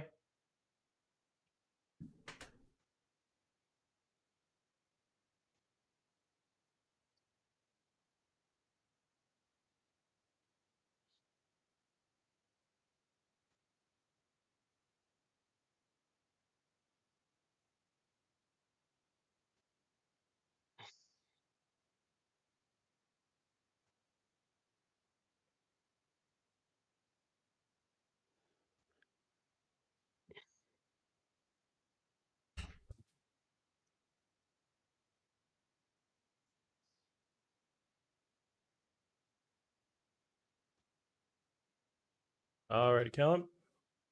We should do a little intro and then we'll stay on and get ready for the stream to start. Yeah, nice. Okie dokie. Do the intro here. What is up, everyone? Welcome to the L2R2 PlayStation podcast, or really the LTRT Xbox podcast for the first time today. I'm joined by my co-host Callum Monroe. Callum, how are you doing? Are you stoked for this Xbox game showcase? I am, yeah, really excited. Looking forward to seeing some Halo. Hopefully some other established things that we haven't seen in a while. But also, I'm just interested to see what new stuff there is. Microsoft have been busy spending all their money on these studios, so it's now time to see what they've been working on.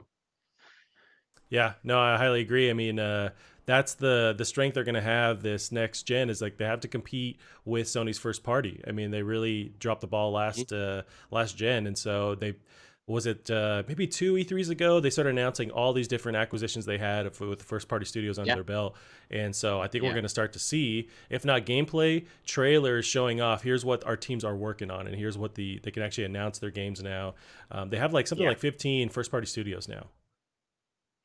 Yeah. It's they've got a good collection. And not only that, they're really good studios as well. So there's a reason to be hopeful for it, and yeah, really excited. Hoping for a good show.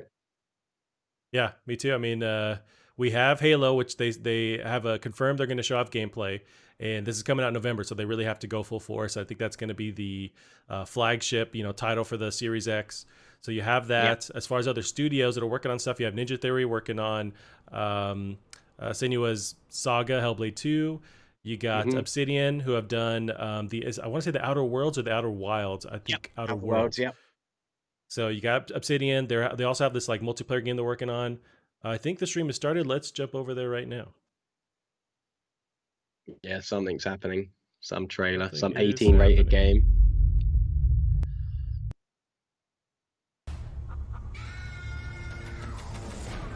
Looks like a countdown. The official countdown is starting. An X-rated countdown. Oh yeah, Psychonauts. I forgot that that's a thing. Yeah, now. they have Double Fine. Yep. Yep.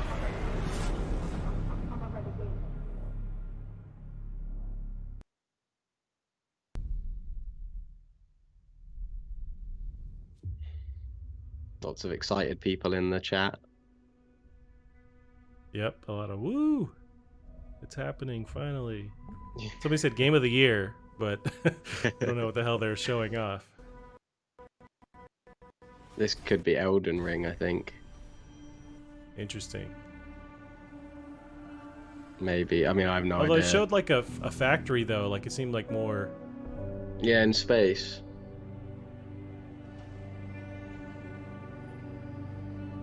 Oh, I think it's Master Chief's armor, right? Maybe not. The Mjolnir exosuit is now complete.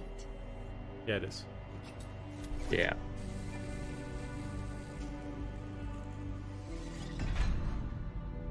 Even though this technology will save humanity in the war to come.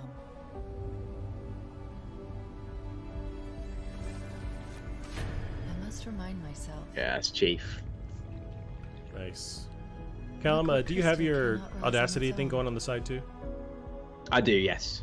Okay, sweet. Just double check. Alloy cannot prevail in the face of extinction. Now this is Cortana's voice, and I think she's like, at this point, she's all wonky, right? Like she's the villain. Cannot hope. Yeah, I'm not sure. I haven't played Halo 4 or 5, so I'm not sure what's going on. I don't ever really know what's going on in the story, to be honest. Gotcha. Um, Her AI is like out of control at this point in the story, so she's not Oh, right. really. Step inside. That's good, because I hero hate anymore. Cortana because of Windows 10, so I'm all on board for not liking it. Okay.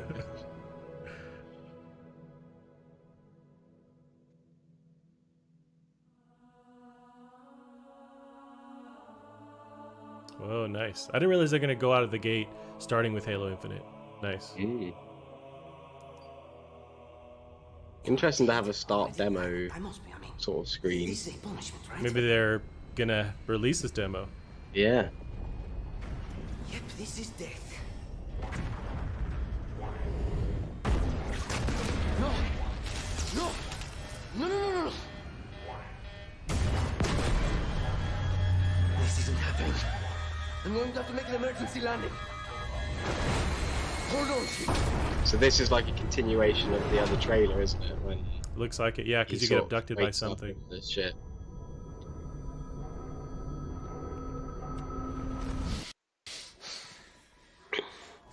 No! No! You can't stand this! No, you... Breathe. No! You don't get to tell me what to do. You don't get to tell me anything. We're... Are you even listening? Is it kind of juddery for you a little bit? It did for a couple of You'll be safe here. points, yeah. Oh, I'll It's be back on safe. track now, I think. Safe? I haven't been safe since I found you. I found you, remember? You were out there on your own, and you'd still be out there if it wasn't for me. I thought I was going home. There won't be a home if we don't stop the banished. You keep saying that. We're outgunned. His armor looks dope, man. I really like I know I saw the green is just popping. I'm going to dig through them and find one with the working sleep space drive. And when you're done with this war, we'll get away from here. Far away. Yeah, mine is chopping up. Is yours as well? Yeah. Interesting. I don't know if the chat has mentioned that. First, when I get back. Yeah, everyone's getting mental about it. That's not good at all. Okay, big guy.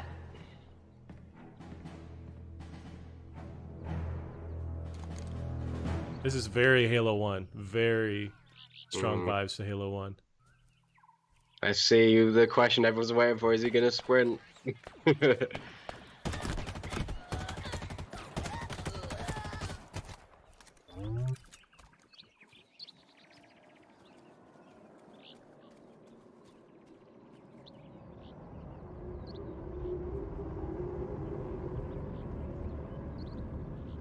And that's like the traditional assault rifle, right? Maybe it's Yeah. a little different, but Yeah.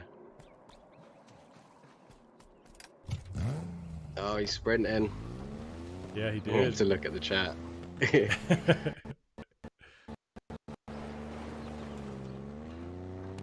Yeah, I wish my trailer was not stuttering like this. Or my Yeah. feed. You don't think it's the just the particular stream from the Game Awards, do you? It's possible. I might Maybe in open another one between. just in another tab and then see if Yeah, see if it's running any smoother.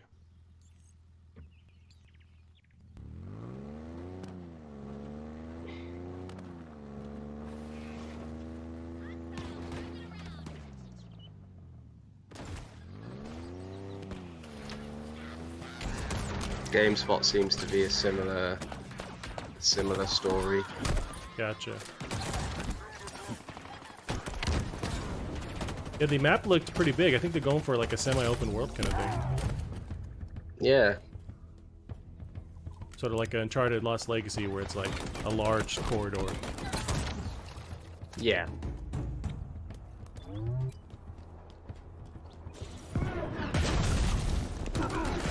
We got the brutes.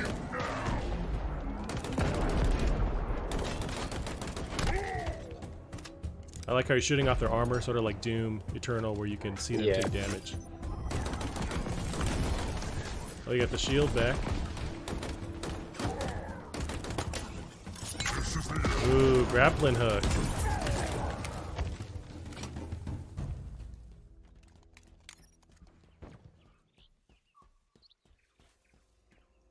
Yeah, that grappling hook was interesting.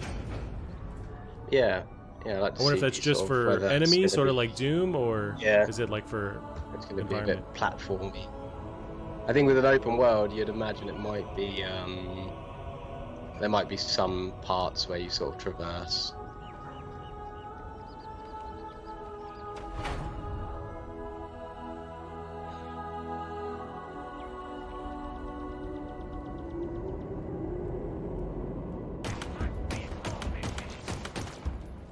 I'll say I'm not really very impressed so far. I'm pretty impressed. I mean, it is more Halo, but Yeah. they I think haven't it seems like. very like.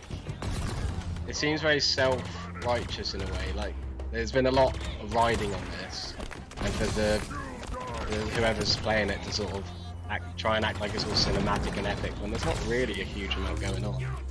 Interesting. So, I don't know if I feel that same way. I'm more hyped, I think, for some reason, but I guess what's cool about this. Fine.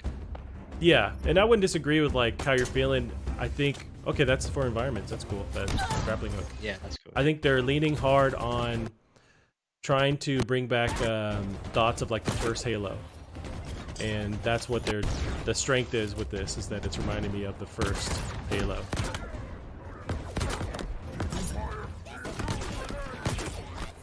Although the art style looks slightly cartoony almost. Yeah. Maybe it's just the colors going on, but that was like a handheld little shotgun pistol thing. That's pretty dope.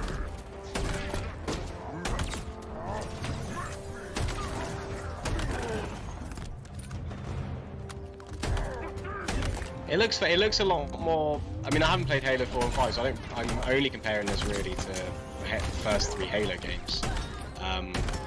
But at least because I've heard that Halo 4 and 5 became a lot more like cover shooty, you know,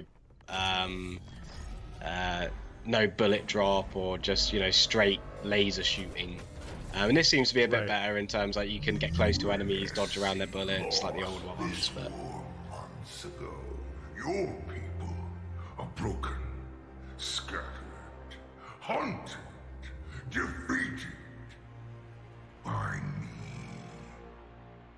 I wish I could tell you it was difficult, but it wasn't.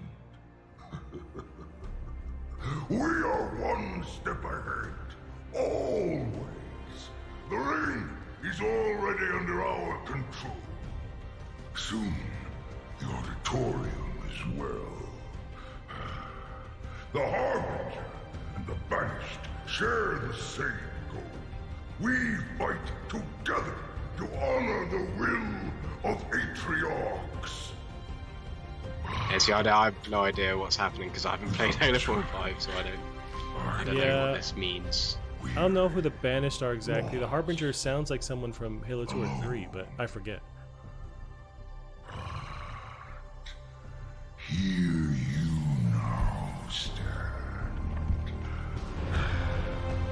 This is my last fight. A true test of legends. Our story. Kind of reminds me of Thanos from the Infinity War. Yeah.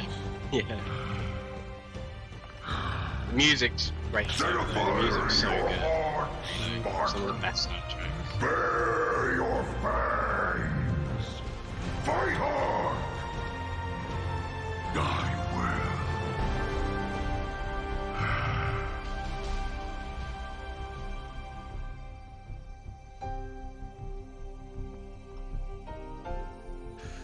I think if that's all they show, and we'll see, I do kind of now lean more towards your, not a letdown, but like kind of, I don't know if the hype is properly, you know, magnifying or We hope you putting enjoyed into your context first look at Halo what we were Infinite's campaign. promised.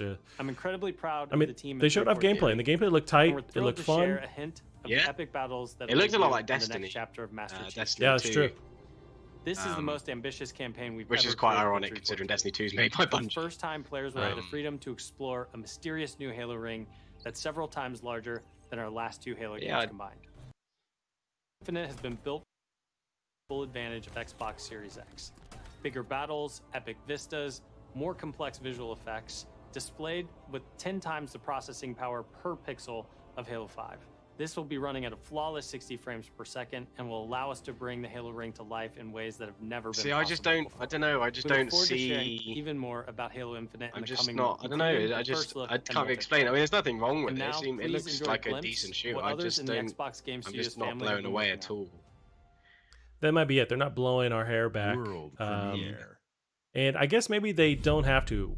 Halo has kind of fallen by the wayside, so they need to at least provide an on-par experience with what Halo used to be. So maybe the goal isn't to blow everyone's hair back, but it's to bring it back on track. Yeah. So this is a new trailer. Still excited for it though. I'll definitely give it a Oh go. yeah, for sure, for sure. I recognise that. I recognise her. Hmm. I don't know if she's maybe an actress who I've seen before. It's possible. Sort of reminds me of State of Decay, but they usually don't look quite like this. But there was like zombie vibes ahead.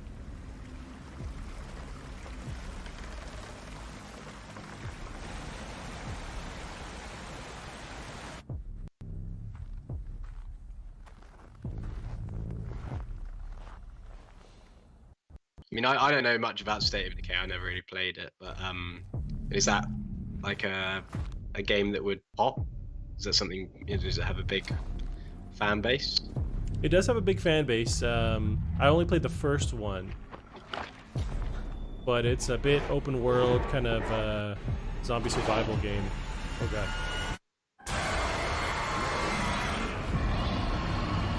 Yeah. State of Decay 3. Yeah, State of Decay. Cool. That could be fun. Yeah. No, people really love that, all that franchise. aren't they? Welcome, everyone, to the Xbox Game Showcase. Today, we're showing games from 9 of our There he 15 is. Xbox Game Studios, He loves it. including He unveils of absolutely loves 5 it. new first-party games. What you will see today I'm digging is that how shirt. I want Xbox that Halo Game Infinite shirt. Studios are harnessing their passions to bring their dreams to life.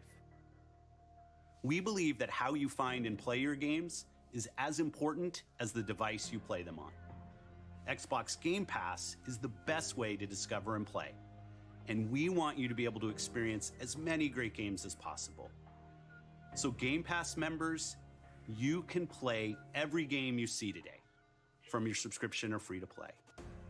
These games will look and play best on Xbox Series X. Hell delivering yeah. unmatched fidelity, performance, precision, and immersion. Yeah, that's And we've still really cool that they're designed the doubling most down in consistently all their powerful first-party next-generation studios. You can console. play with Game Pass. And we So built Halo Infinite, state-of-the-art if you have the platform subscription, technology you don't have to to buy the allow full game. every You can already developer start playing it. to realize their full It's such an amazing service. I mean, one studio. the fact that I pay that like has always pushed the £3.99 a limits month of our for it as hardware well is just is turned it's back. so ridiculously cheap. I don't know how And they they're can even early do in that. development on the next Forza I don't know. Motorsport. They hope that And Xbox Series maybe X to their is bringing them closer to their dream of unprecedented realism with ray tracing. if it's So just the on fact paper. that I 4K can't do resolution, it all means that I'm at not going to 60 buy an frames per Xbox second. because I don't need to. trailer 'Cause you're about to I've see got Game was Pass on my captured PC, completely in-engine. but I suppose they're not really looking to sell. World premiere. They're not too worried about where people play their games, are they? They're just more. They want people to play them anyway. I think so, yeah. As long as they're in their ecosystem, they have the subscriber list. They can show to like shareholders, like, hey, we have X amount of subscribers, and that looks better than maybe games sold. Yeah, Because those are people committing every month to giving you income to purchasing something. yeah, that's true. Is this the new Forza? Is it? No, yeah, I think you're right. Yeah, Forza. I was thinking GT, but different franchise. Yeah, the Forza games always push the tech to the limit. I like the more arcadey Horizon series, like the Forza Horizon, Yeah. but I don't know if Yeah. this is it or if this is just a standard Forza. I've got a friend who's really like Forza's like pretty much the only game he plays. Forza and Skate 3 on his Xbox. And he was That's saying it. he had heard that on Forza Motorsport they're gonna try and like merge the two, so like you drive to your races or something. But I Interesting. don't know whether that sounds a bit weird because motorsport game you don't want to be you want to just be doing the racing, and they're definitely two different kinds of racing games, aren't they? Right. But yeah, Forza Horizon's great Our fun. world Really, really good game. has a rhythm. We all sense it.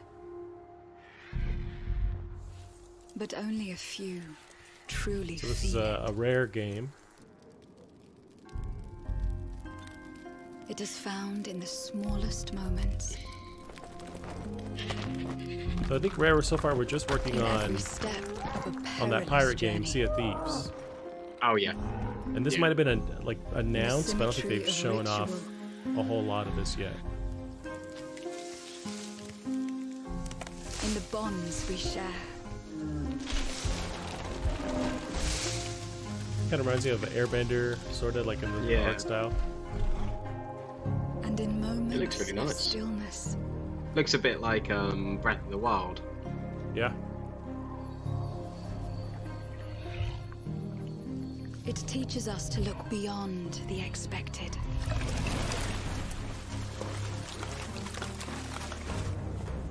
To be a light in dark places. To seek answers.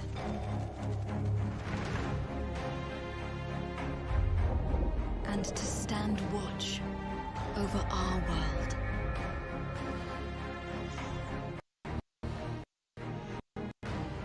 Yeah, this Our looks pretty cool. world as a I don't really know what rhythm. it is, but We all I like sense the it.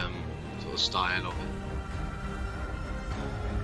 But It is very only a Avatar, few The Last Airbender. truly isn't it? feel it. It looks like you have a party of 4 at least, or 3, so it's like some kind of multiplayer thing, I'm guessing. Yeah, you can see if Thieves was multiplayer centric, wasn't it? Right, yeah. So it makes sense they're using the same kind of engine. Everwild. Everwild. Everwild will give to you a magical and untamed natural world for you to explore and to just truly lose yourself in. It's a place to be eternal. And eternal has the gift to sense and feel how magic flows through nature, makes ever living. The team here at Rare are so excited to be working on something like Everwild. And I hope you're excited too. But I just want to take this opportunity to say a massive, massive thank you to everyone who's shown their support and love, and for the incredible, awesome, positive community that's already growing around this game. Thank you, thank you, thank you.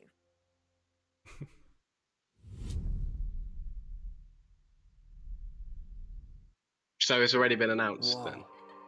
Yeah, I think they just showed a bit more, like a cinematic trailer. You seeing what I'm seeing? Mom? No, is this Life is Strange? This looks like Life is Strange. It's the next like storyline in that game, yeah, It in that doesn't series. matter Don't nod. that they don't believe us. We all believe I really wasn't a fan of the first one. Yeah, this is a different set of characters. Okay. So what, is it like the same universe or just same developers? I'm not sure, possibly same universe, because they're just like in a regular It doesn't matter that finding the setting, truth I think, but it's different, whole different feels set of impossible. characters, storyline. We're all done with fairy tales. The only thing that matters. is So you I got to are my play this. I did a game Xbox preview thing where they let you And the play a only way to game and move that you gave forward impressions on it. is to But keep looking back. I'm pretty sure that I signed something saying that you can't talk about it. But I'm pretty sure I can say that I played it. Whenever we see you But or something not that you- anyone cares at all. They're going But, to send the FBI to your house now. Right. I'm pretty sure I can say that I played it, but that's all. Yeah. Everything we thought we knew about Marianne just got thrown out the window. Yeah, I think after it's been announced, it's fair game, I suppose. She attacked you. We both saw it. I thought coming here would be closing a chapter of our lives.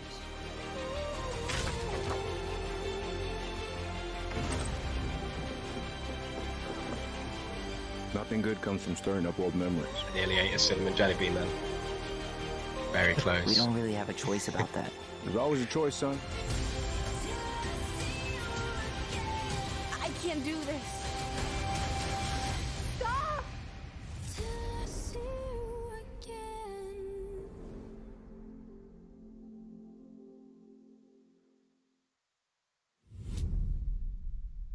So will you be buying that?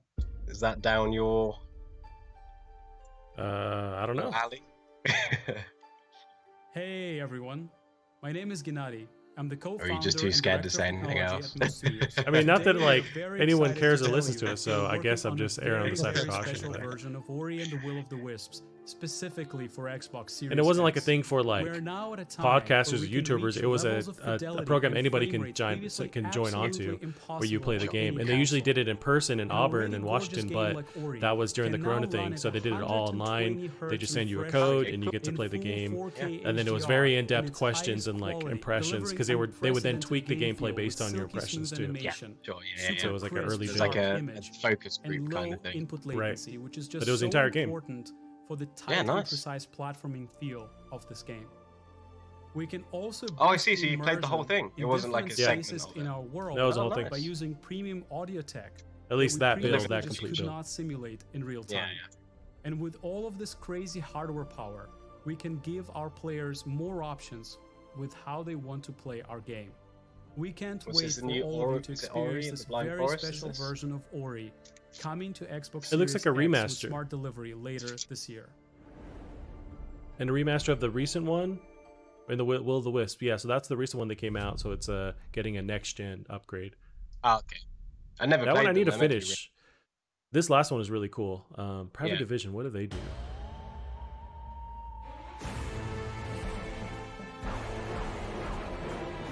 From the furthest reaches of the universe comes the biggest mystery in the galaxy. Outer Worlds. An abandoned Yeah. research facility. I thought that was and the now Obsidian, but shady maybe corporate intrigue. Marvel of the Gorgon asteroid. They're doing the DLC. A sordid stopover, full of salacious secrets and scandalous strangers. This would be cool. I really liked Outer Worlds. You are looking Yeah, it was cool for sure. And I love that they're continuing and adding content. drug can put you on the wrong side of a gun or sword or this thing. It's just so brilliantly like written. Like every single conversation I had, I was like, Danger. Yeah. Intrigue. A word of I think it advice was before you more go, Fallout Captain? than any Fallout thing that's Trust come out in a no while. So it one. was really cool. yeah.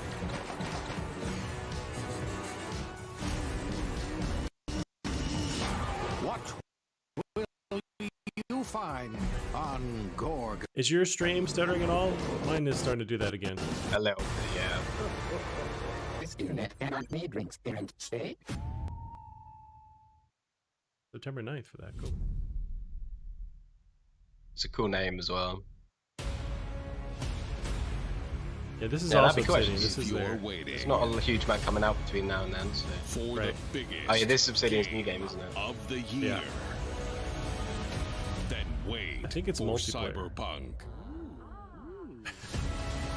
But if you're ready for the smallest, we've got you covered. Pause my stream first.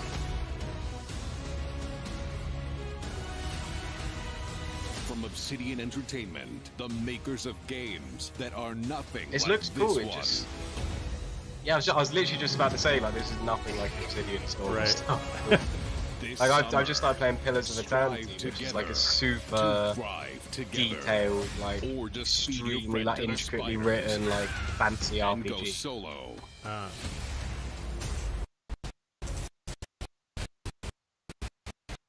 Yeah, this is lagging real bad.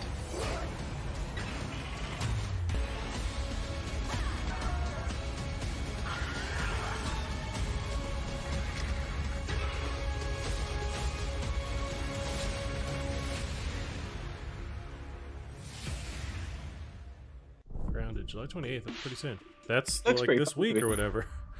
Yeah. At It's in Obsidian, we're 5 dedicated days. to pushing narrative Yeah. and role-playing games. It's something we do every day when we come to the office, and we can't wait for you to play our next great adventure, Peril on Gorgon. It's the first of 2 planned story expansion packs for the Outer Worlds that we're putting together with our friends from the Private Division. Now, it's also important that we continue to evolve how we tell stories in games, and Grounded is the perfect example of that. The team has been working for the last 2 years. I'm on really how to interested tell in this an Grounded Obsidian game. story It's just within a simply because it's survival game. Obsidian and they are Now, so what's great good. is that you're going to be able to Like play I'm the just game so on interested to see July how 28th on Xbox Game this Preview and on Steam comes Early out. 'Cause it's Access. so different to We their normal wanna stuff. hear from you, Yep, and I agree. we want to continue to build Grounded together. Oh yeah, if you've been wondering, we have working on that next RPG. Check this out. World premiere. Ah, so maybe this is the more Obsidian-y thing then. Maybe. Would it just be a continuation of Outer Worlds or just like a whole other RPG? We have always known. Pillars of Eternity 3, maybe?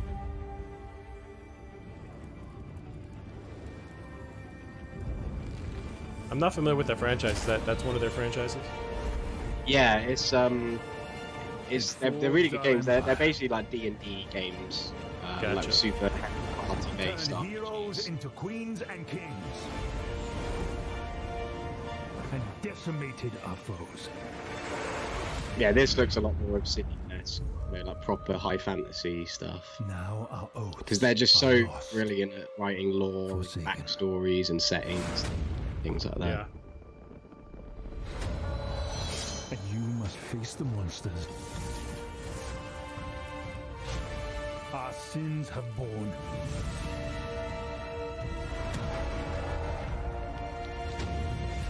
Is an oath. That's like that scene in Lord of the Rings, isn't it, when the Balrog's coming? Oh, that's true. Can't see what that says. About. About. Oh, that's It's a really whole new. Yeah. That's probably the most exciting thing for me I've seen so far. A new sort of Yeah. Obsidian franchise. I think that could be something really, really good. First-person RPG set in the fantasy world of Eora. Matt When Booty. Obsidian Entertainment joined Xbox That's Game his name, yep. Studios, they told us that Oh, yeah. this epic game is the one they want to make. As creators of critically acclaimed RPGs, this is Obsidian at their best, and it is being built from the ground up.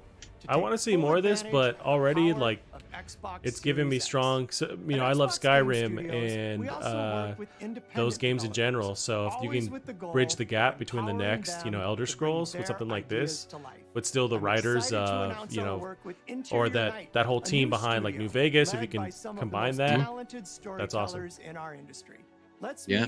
Well, I mean, I honestly think Obsidian are like some of the best like narrative-based game makers. So I think just anything from them is always worth a look. They did South Park as well. And... Oh, okay. Our team is really passionate about storytelling because when you play a story, you step into the character's shoes. You get to experience their fears, their hopes, their conflicts firsthand.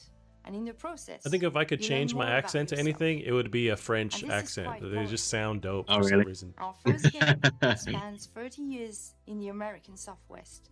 It's a story about family, resilience, and sacrifice. But most of all, it's about how you will shape the fate of real, flawed people trying to find their way in a world they don't fit I'm in. confused what game that she's talking I about. hope you enjoyed the trailer. I'm not sure. World premiere. Oh, I'm guessing this one. Because sometimes they have the dev talking after the video. And Oh, I see what you then- mean. Yeah, she was setting up this game. Yeah. Yeah. So the studio was Interior/Night, which I haven't heard, but this might be another Xbox owned franchise or studio. It was just a stopover.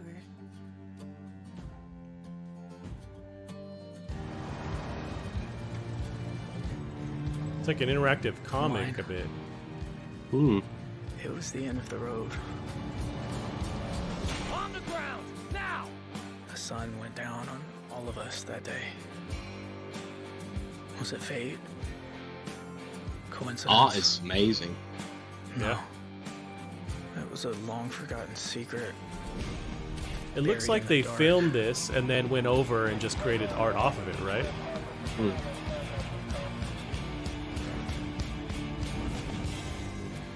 All my life, I've been scared of the shadows.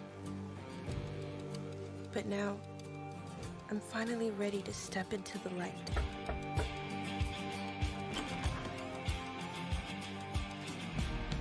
I got your letters. Cool, I think that looks cool. I think the only thing is I think it's quite niche, them kind of games. I mean, I love those kind of games, but Here at Ninja Theory, They are we niche for hard at sure, yeah. work on all of our Yeah. projects, including Senua's Saga, Hellblade Because 2, Sony has a couple which we of announced at like the live Game Awards action back choose in your December. role kind of games. Yeah. Where An so it reminds you of that. 3.5 million players have now experienced Senua's story in Hellblade: Senua's Sacrifice. We're excited to start. I really giving need to play insight this game. into what comes Yeah, I next never for our finished it. Celtic Warrior. It was really cool. I am Experience that we'll super be building in Unreal stoked and Engine excited 5 for Xbox the second Series one. X and PC. I mean, it looks I'm insane happy to visually. reveal Like the today that graphics are Senua's incredible. Saga will be set in the beautiful country of Iceland. And you can find out more about our location scouting and how we've discovered the history of our setting in a brand new behind-the-scenes development diary, which you can view straight after the show on the Ninja Theory YouTube channel. Nice. Yeah, they Now, do Ninja some Theory- really good development diaries, Ninja Theory. I was gonna mention they did one. It was a couple months ago now, maybe like 6 months more than that. It was about this other project that was gonna tackle mental health, and they did this like so live touching to action see the esque impact that Hellblade: Senua's gameplay mixed, Sacrifice has trailer had where they on so showed many off. players. It's We're almost like incredibly a thankful like a to hospital all from of the fans inside, but that it was have been part mixed of with Senua's story rendered so stuff far. too. So it was hard to tell like what was the We're game and what was excited for you really to be part like of our actual footage. development journey But I wonder if from they'll here show on out. more. It's like Project Mar, I think that was called.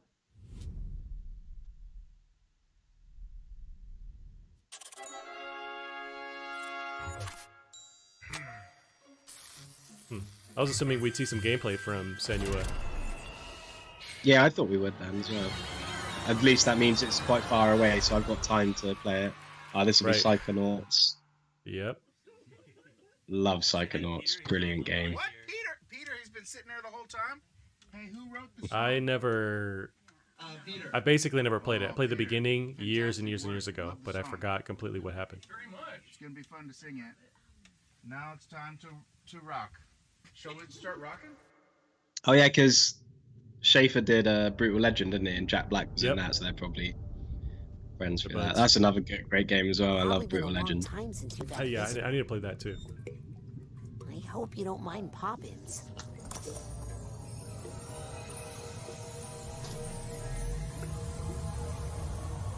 Yeah, this whole series is like a huge cult classic. I mean, Where are we? people love this. Yeah, the first one's just brilliant. It's so just mental, in the best possible way. Neither skin nor bone. Just a thought is all I've got. Now my cover's blown. at the bottom of a lake, a frozen feeling. I love how like into everything Jack Black is. Like, everything he does, he just gives it his all, doesn't he? Oh yeah.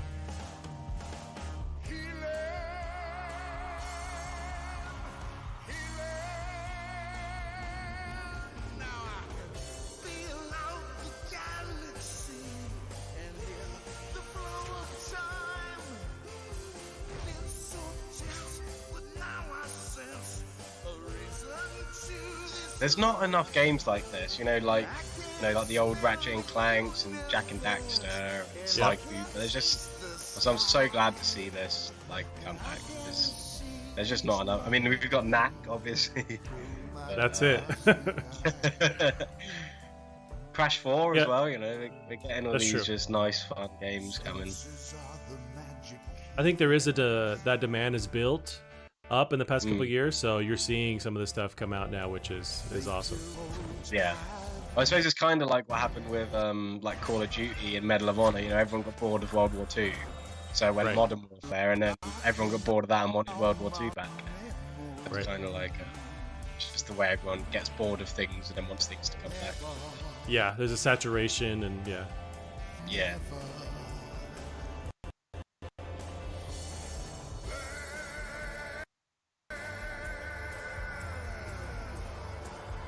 I want to make sure you're sober when playing this game, I think.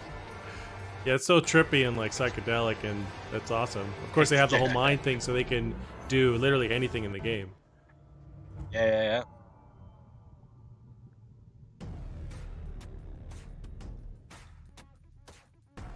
I didn't catch a date on that. It looks like they were just showing off gameplay. Yeah, no, I didn't either. Unless it sort of lagged out when it showed it. Games built by Right. Xbox Game Studios, and there is just so much more for you to play on Xbox. We are partnering with thousands of creators, from the largest publishers to the Her shirt with smallest the keys independent are pretty developers awesome. to bring you That's the an awesome broadest shirt. variety of games ever. There is one developer in particular that is close to us, not just geographically, but in history too. Everyone's very animated with their To hands. announce that this fall, Yeah. our friends at Bungie will bring Destiny 2 to Xbox Series X and Xbox Game Pass. If you are one of the more than 10 million Game Pass subscribers, you also get access to all current I'd love to try Destiny 2, expansions but starting this September. it's one of those games that you have to get like For Game really Pass Ultimate involved in, members, isn't it? I just don't Destiny think 2 I want to will give it also that be much time. playable on mobile Right. from But it does look cloud. cool. Later Well, it's this coming to year, Game Pass, so Bungie will they said in also September, release so you'll be able to play a it. new version of Destiny 2 that is Could dip in. optimized for Xbox Series X. 4K resolution running at 60 frames per second. Here's an all-new look at Bungie's Destiny 2 Beyond Light. So they're doing a next-gen 4K 60 frame per second version That of Destiny 2. doesn't sound very smart delivery to me. Every moment brings you closer. It's time to step beyond the light.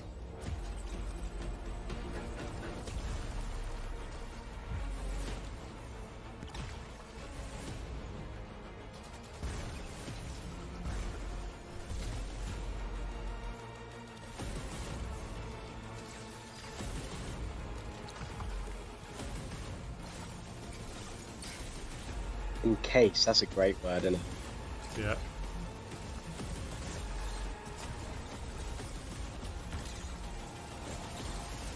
There's a lot of effects going on, so they're really showing what's possible. Looks really cool. Yeah.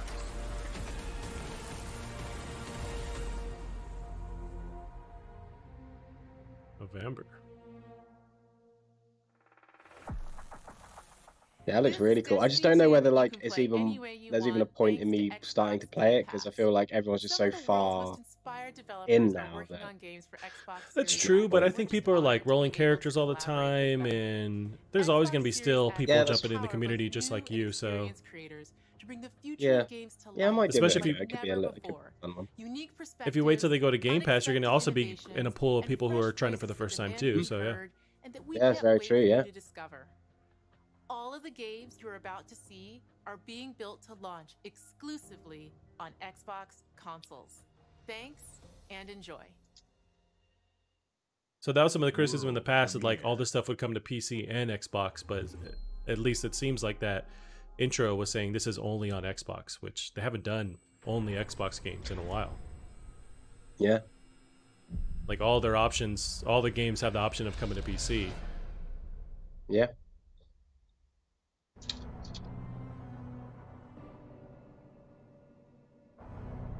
Got Chernobyl. I think it's something going they've on. had to do though. Yeah, it's true. To gain some ground, yeah.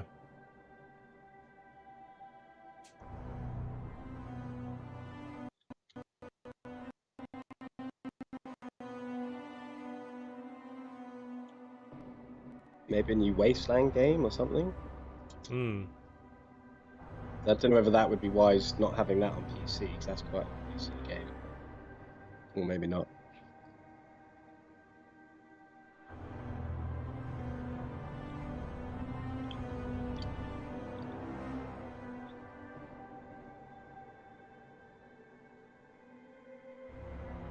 It looks really pretty weird, and I'm very interested in this. Hmm. Oh, do you remember that series called Stalker on PC? I don't know if it's that, but there's strong vibes to that series. Yeah, and that was in definitely. like a post-apocalyptic world. I don't think it was in Russia, but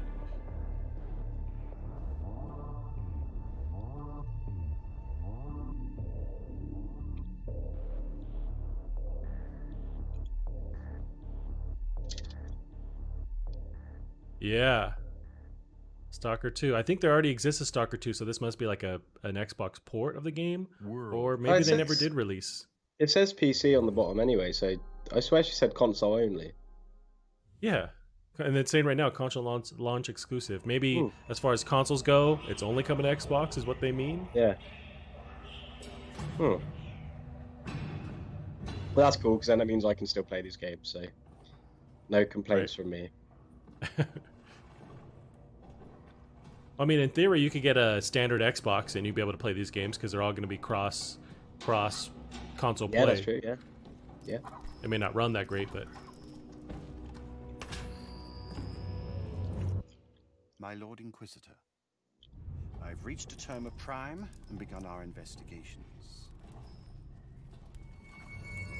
Our recon squad has been sent into sub-level 6 of the Hive to determine the full extent of the unrest. I'll know more. Is this still Stalker? when they make it back. No, I think this is the next console exclusive. Oh god.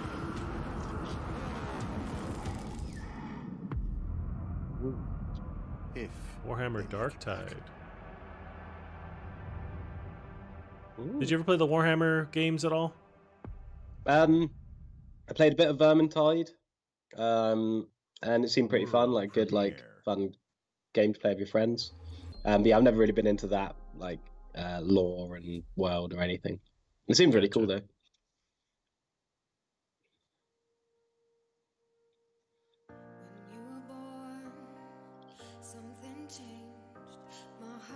I just don't understand the console launch exclusive terminology now. That's, I think, yeah, It's people real. are going to pick this apart if that's not exactly Yeah. what they're saying. Because it, like, at the end, it literally says Windows PC at the bottom as well. So it's like, it's just weird wording. Like, there's no problem with that. It's just the way. No, then they've, just, like, yeah, they should say, like, on Xbox only Mm. or something like that. But, yeah, I don't know. It's the word console that's throwing me off a little bit.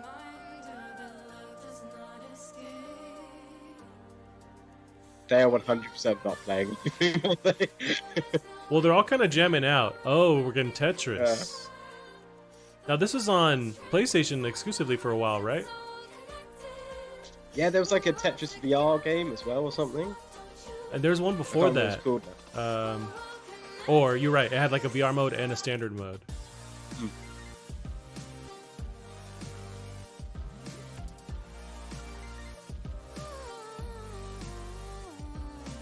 So I think this is really cool, but this isn't going to go down well either. Yeah. I love Tetris though, I think it's great. Tetris Effect connected. All new multiplayer, optimized single player. Nice. That's it. Yeah, Tetris Effect. Yeah, World that's what it was premiere. with the VR, wasn't it? Mm-hmm. I know people really liked it in VR. Apparently, like it. There's like res vibes where they mix the music, really, really strong into the gameplay. Yeah. What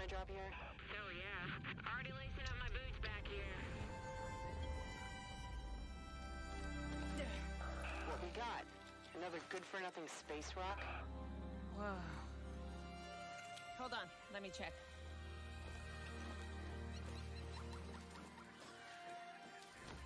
Find anything good? Vex, you're not gonna believe this. Ouch! What the?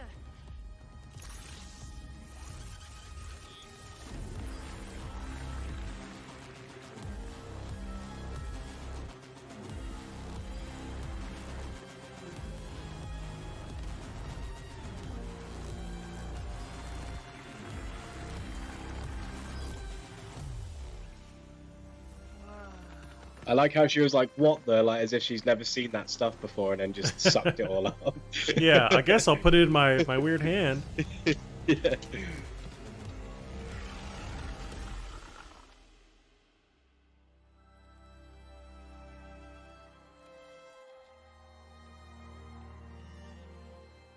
I mean, the world looks visually really cool and unique. I wonder how the gameplay will function, but yeah, the gunk.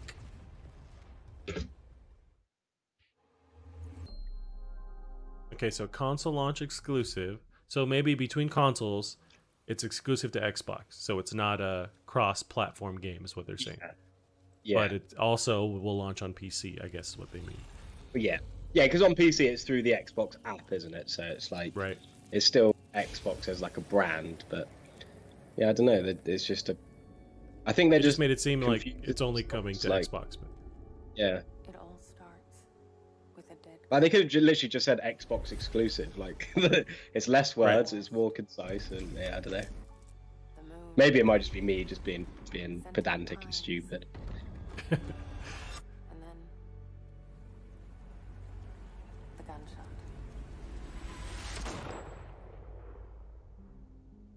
Every story has two sides.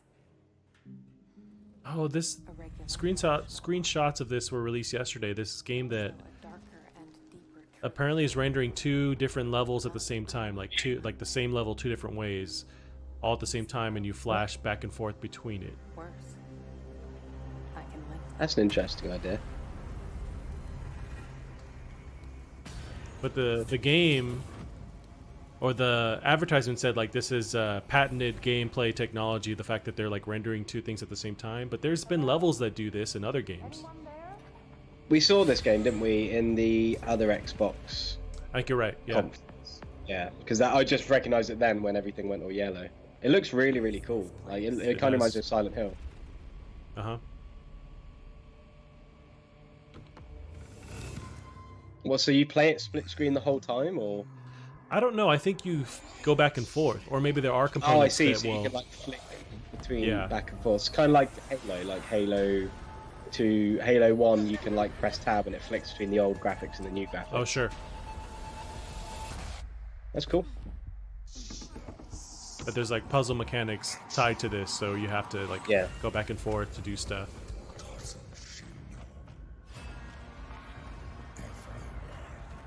That's really cool because I was pretty blown away at the fact that you could do that in Halo 1. So to do it in like a new game where it's like both are like good graphics kind of thing. Right. It's pretty interesting. It's cool. It's creepy. World premiere. Yeah, Titanfall 2 had a level like that where you were flipping between two different levels, like one in the past, one in the future, and like instantly you could do that. And also Dishonored 2 did that as well, but they were just levels on their own, and this game seems to be doing that for the entire game. I think that the medium looks really good. Yeah. Excited for that. I can tell this is a Japanese property already. Yeah. But I don't know what it is. This is the new Fable. Yeah. Get ready, kids. Fable's been bought out by like Square Enix or something. not sure what this is.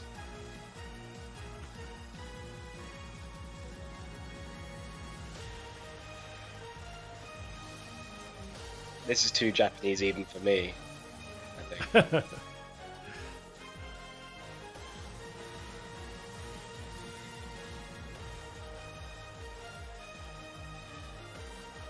Very, like, messy, isn't it?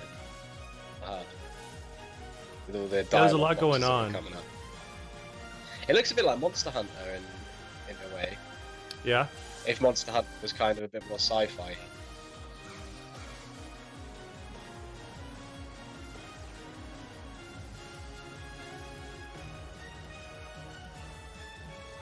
It doesn't look bad. It's just, it's not my kind of game. I don't. Right. Although taking apart these giant robot-looking dudes looks pretty cool. Yeah, I think that's sort of where I get that Monster Hunter vibe. Yeah.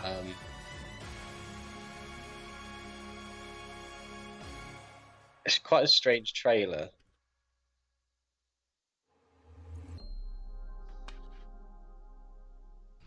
Fantasy. I've heard of Phantasy Star Online. I'm pretty sure there's something like really weird about Phantasy Star Online. Like, not in a bad way, but there's just something about it like that I've heard before, but I can't remember what it was. I see. Some weird bit of trivia that I've forgotten.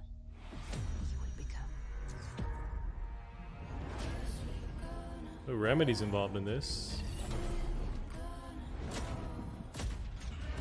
Destiny chose me to save this world.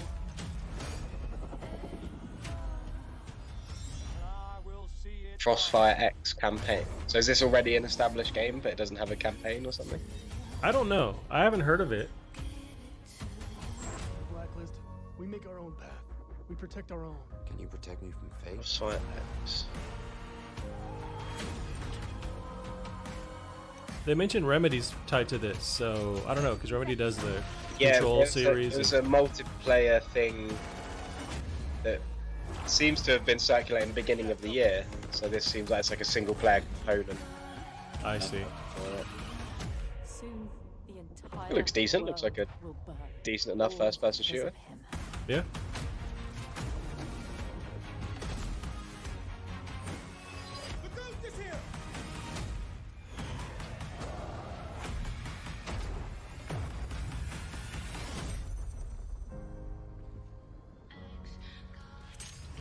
Yeah, it looks cool, actually. Gotta say, it looks pretty nice.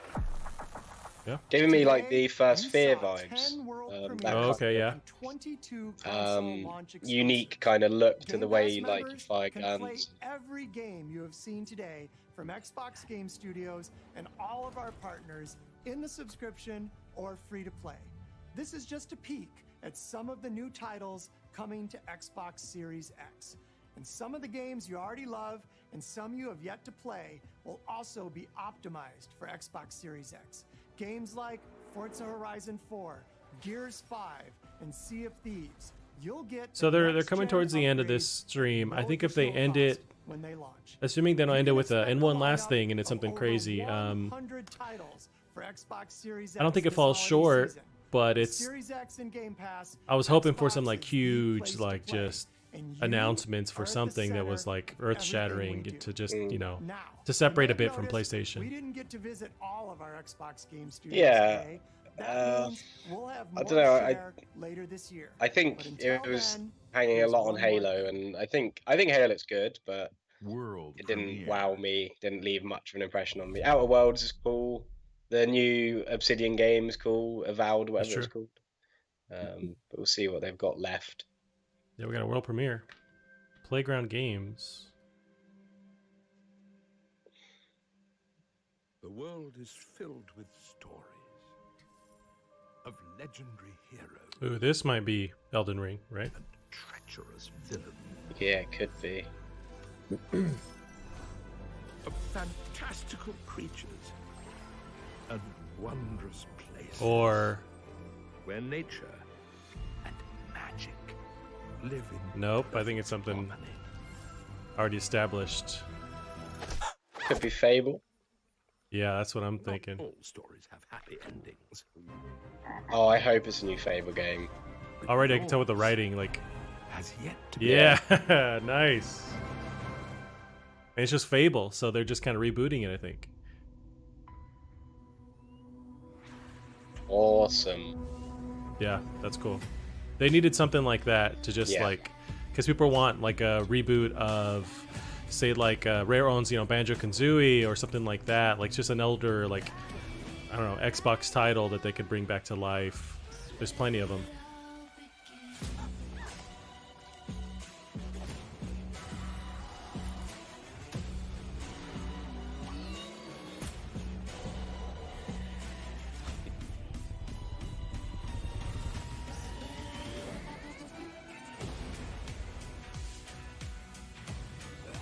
Yeah, overall, it's still a good. It was still a good stream. Positive. Yeah, there was some good stuff shown. I think there was a lot of not fantastic stuff shown as well, but that's what you get, isn't it? You lump the good in with the sort of not as exciting. And, yeah, I'm excited for a lot of the games shown there, especially the medium. I think the medium looks really cool. That one, yeah. Unavowed, whatever it's called, Psychonauts 2. Halo, obviously, I'm looking forward to getting into. Fable's a huge one. Yeah. And yeah, that sort of comic book looking thing looked really cool. So yeah, there's some good stuff on there, for sure. I don't think it's like necessarily the best response to what PlayStation have shown, but they've worked with what they've got, and I think it's as good as it's going to get, and they've got some good games. It's definitely a reason to be excited and look forward to what's coming. Yeah, I wonder if are they kind of showing like, hey, this is our suite for early November. Like, this is why you should get the Xbox. If that's what their kind of marketing is. I don't know if it's as strong as what. Welcome back to the Xbox game. I have the stream still going. I don't know if it's still as strong as what PlayStation is doing.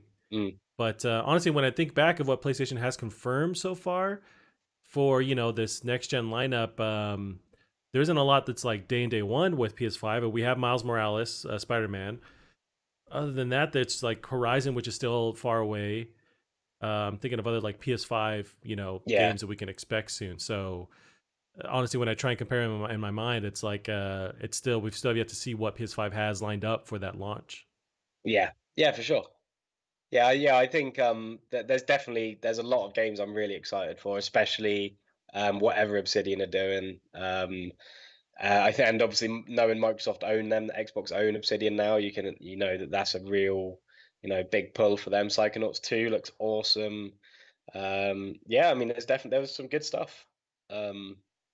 Yeah, I'm definitely excited to try out these games, and even like when it showed Destiny 2, like the higher resolutions and frame rates and things like that, I'm maybe looking at I might look at getting into that as well. So yeah, really good stuff. Yeah, I agree. And another thing to remember is I imagine we're going to get another one of these events that's focused on the hardware, because they haven't confirmed price. And they need to, and I think that I imagine they have a special event for that, and they would talk about, because they mentioned at the end of that showcase, there's some studios we haven't shown today, so maybe they show those other studios, show off some gameplay of those studios or more announcements. They give you the price, and then pre-orders go live now. So there's still another event, I think, from now till September. But at the very late August, at that point, that's too late. Like, you'd have to confirm a price and pre-orders by then, I would imagine, because really the fall holiday season starts September at the earliest. Yeah, it's exciting. I think Halo, just to sort of arc back to that, I think was a bit disappointing. I think Halo's always been a game that separates itself from everything else in the genre, especially with the first 3 games.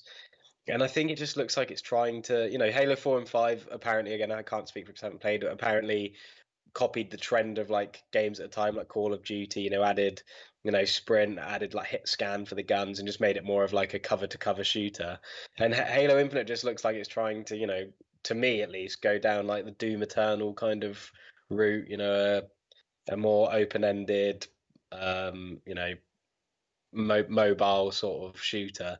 And And yeah, I don't know. It looks fine. I just don't think it was what I personally wanted from the reveal. But other than that, I think yeah, there's some great stuff to be excited for, um, and I will be keeping my Xbox Game Pass. I'll say that much. Yeah, because they said all those games that we showed, they're all first party Yeah. games, so you can play with Game Pass, which Yeah. is dope. Because you think that that was something they wanted to do this last gen to make sure they could like gain that ground. But if that ground is gained, like they wouldn't need to keep that feature going. But that's awesome that they do. I wonder how long they keep doing that, or if that's a forever thing. But with Halo, I think I ended up more positive on it than you. It seems like, but I agree that it is a sort of a change on the standard gameplay. It is more like a Doom Eternal where they're open ended and you can kind of move around. I don't know if they're focusing as much on movement as Doom Eternal, but it's more of a, and at the same time, like that's more of a Halo thing too, to create like a sandbox environment. This seems way more sandbox where you can tackle it from any angle. It did look really fun, so I would love to. I'm actually super stoked to like when as I process the gameplay and how it was almost cartoony, how colorful it was. But I dig that they're leaning more into that first Halo with the overall vibes. They added sprinting, they added the I was gonna say umbilical cord. The like that cord that you can shoot out. It's not an umbilical cord. It's a harpoon gun, whatever. I'm blanking on that. Yeah. Grappling hook. There we go. They added the grappling hook. Yeah. There's a baby in there. Yeah. They added the grappling hook, which is cool. I guess it comes down to how they use it, because it was really for adding more fast-paced movement with Doom Eternal. So I don't know if that lends for itself with Halo, but I guess it's how they balance that. But I'm positive on it, but I want to see more. I want to see if it's fully open world, or are they kind of like more controlled small areas that are really large compared to what we've seen. Yeah. Yeah, it would be interesting to see more of it. I just think that they could have, I don't know, there just wasn't anything like where I was like, wow, like that's next gen, or that's new, that's that's impressive. I wasn't impressed by anything in it at all. It was just even visually, I didn't think it looked anything special. I mean, it looks nice, but there was just nothing. I don't know. There's just nothing that really blew me away, which is that's what you need from Halo. That's why Halos fell down to the wayside, because not necessarily that Halo 4 and 5 are bad, but just they're unremarkable. Halo's always been a game that comes out and people are like, wow, there's nothing else like this out there. And Halo, and with Halo 4 and 5, it seemed like they were trying to take inspiration from other things. Seems like the same with Infinite, when really Halo's the one that should be giving that inspiration to other games. So yeah, I just from what I've saw, I mean, I know we only saw like 8 or so minutes of gameplay, but yeah, just from what I saw, I just thought it seemed quite generic in term, sort of with how by Halo standards, really. Gotcha. It's interesting. I feel like we separate on this because I would argue that by them leaning into the gameplay, it shows that they're more. This is something that of more of a traditional experience, because you're right that 5 and 4, and I've only played little bits of them, but they do lean in this harder like Call of Duty side where it's way more cinematic and there's cutscene, events, QuickTime events, and it's a lot of that, and it's very like Hollywood. And it seems like by showing a really strong portion of the gameplay here and how it's just you get to do what you want, you get to explore how you want, and tackle the situation how you want. It seems like it's if anything, it's more towards that traditional Halo style of gameplay. But is it lacking anything that like really hits you in the face and changes how you view it? I don't think it does. But maybe they wanted to show how we got this thing running and it's fun, and that's what we're focusing on to kind of bring that franchise back. But I don't know. It's interesting. We'll see how more, once we get closer, once it gets into people's hands, like what the actual campaign feels like. And also multiplayer. If you were to take this gameplay snippet and then add this to multiplayer, that seems really fun. But I don't know, is it at the end of the day enough to separate from the other ones? I'm not sure. Yeah, I think you will have to play it and see whether it's got. I mean, because it's even just like that gun that he picked up, that Ravager gun or whatever. I mean, that was like a hit scan gun, and same with like the purple machine gun he picked up. These are guns that they shoot and they instantly hit the enemies, which is like exactly the problem with games after Halo 3. Halo's always been fun because you're able to get right in the face of your opponent or your enemy, and and just use your mobility and your skill to beat them. Whereas there were parts in that gameplay demo where he was just stood in the middle of a crowd of enemies, had these guns that just zap like a laser because there's no bullet drop or anything, and he's just standing around pointing at these enemies like a point and click sort of adventure game. And that's exactly I mean, not saying that's a bad thing, that's what most first person shooters are, but that's not what Halo is or was. And that's what made it so so enticing to play. The fact you could get right up in the grill of like loads of enemies and just dart around, because all of their weapons shoot slowly, so you're able to like get out the way, and you like time your shots of how they're moving, so you have to shoot like in front of them or what. And there's just so many variables that make every single combat encounter fun.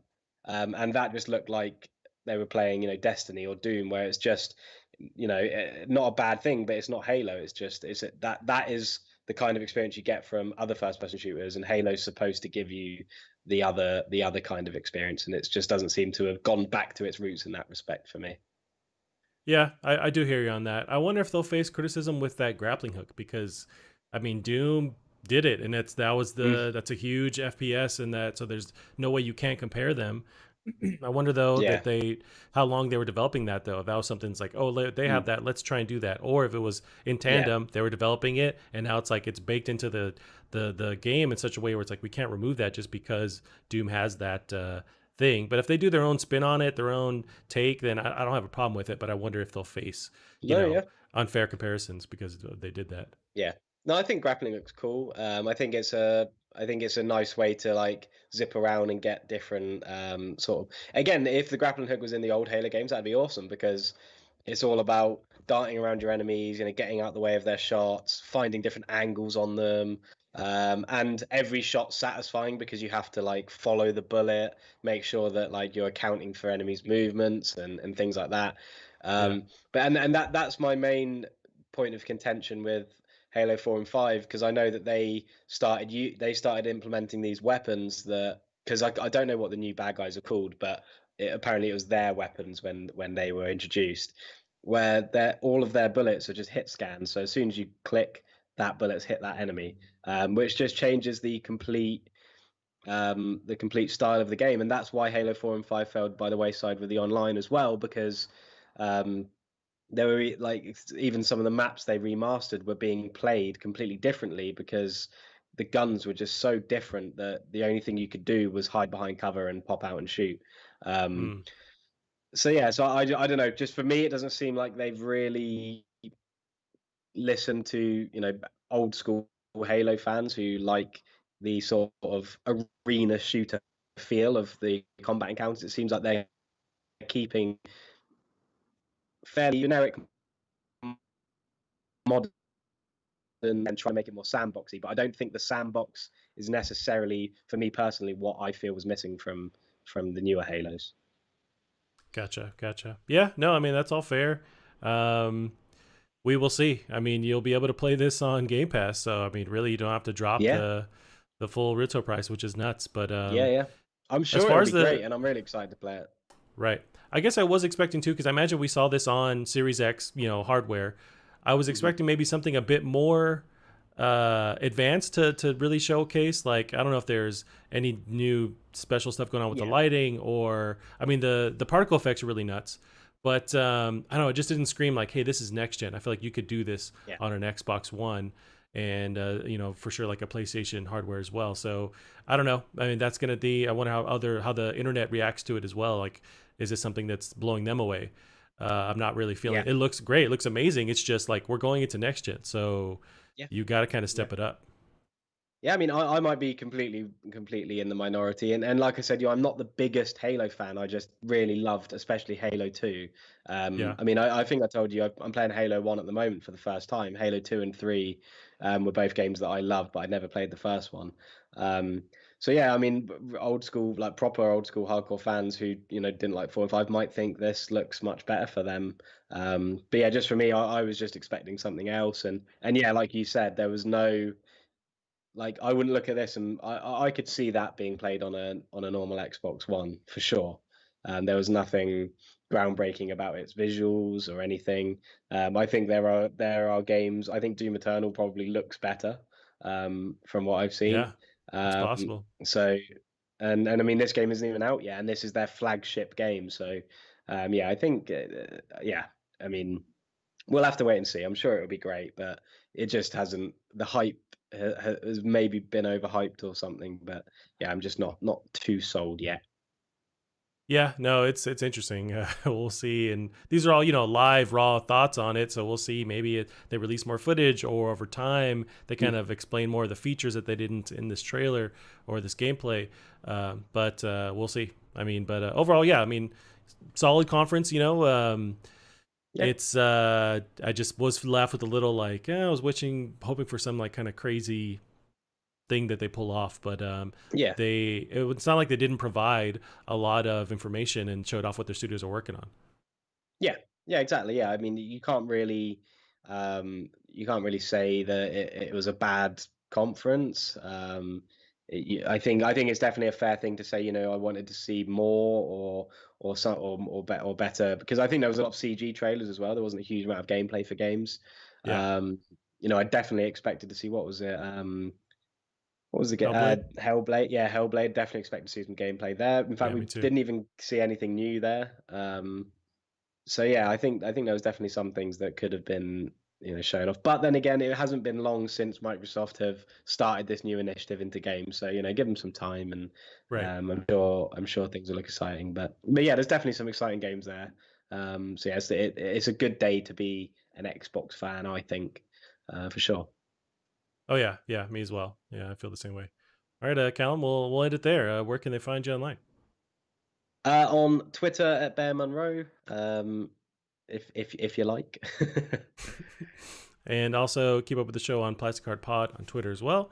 And that's it for the Xbox Game Showcase React. We'll see you guys next week. Bye bye. Yeah.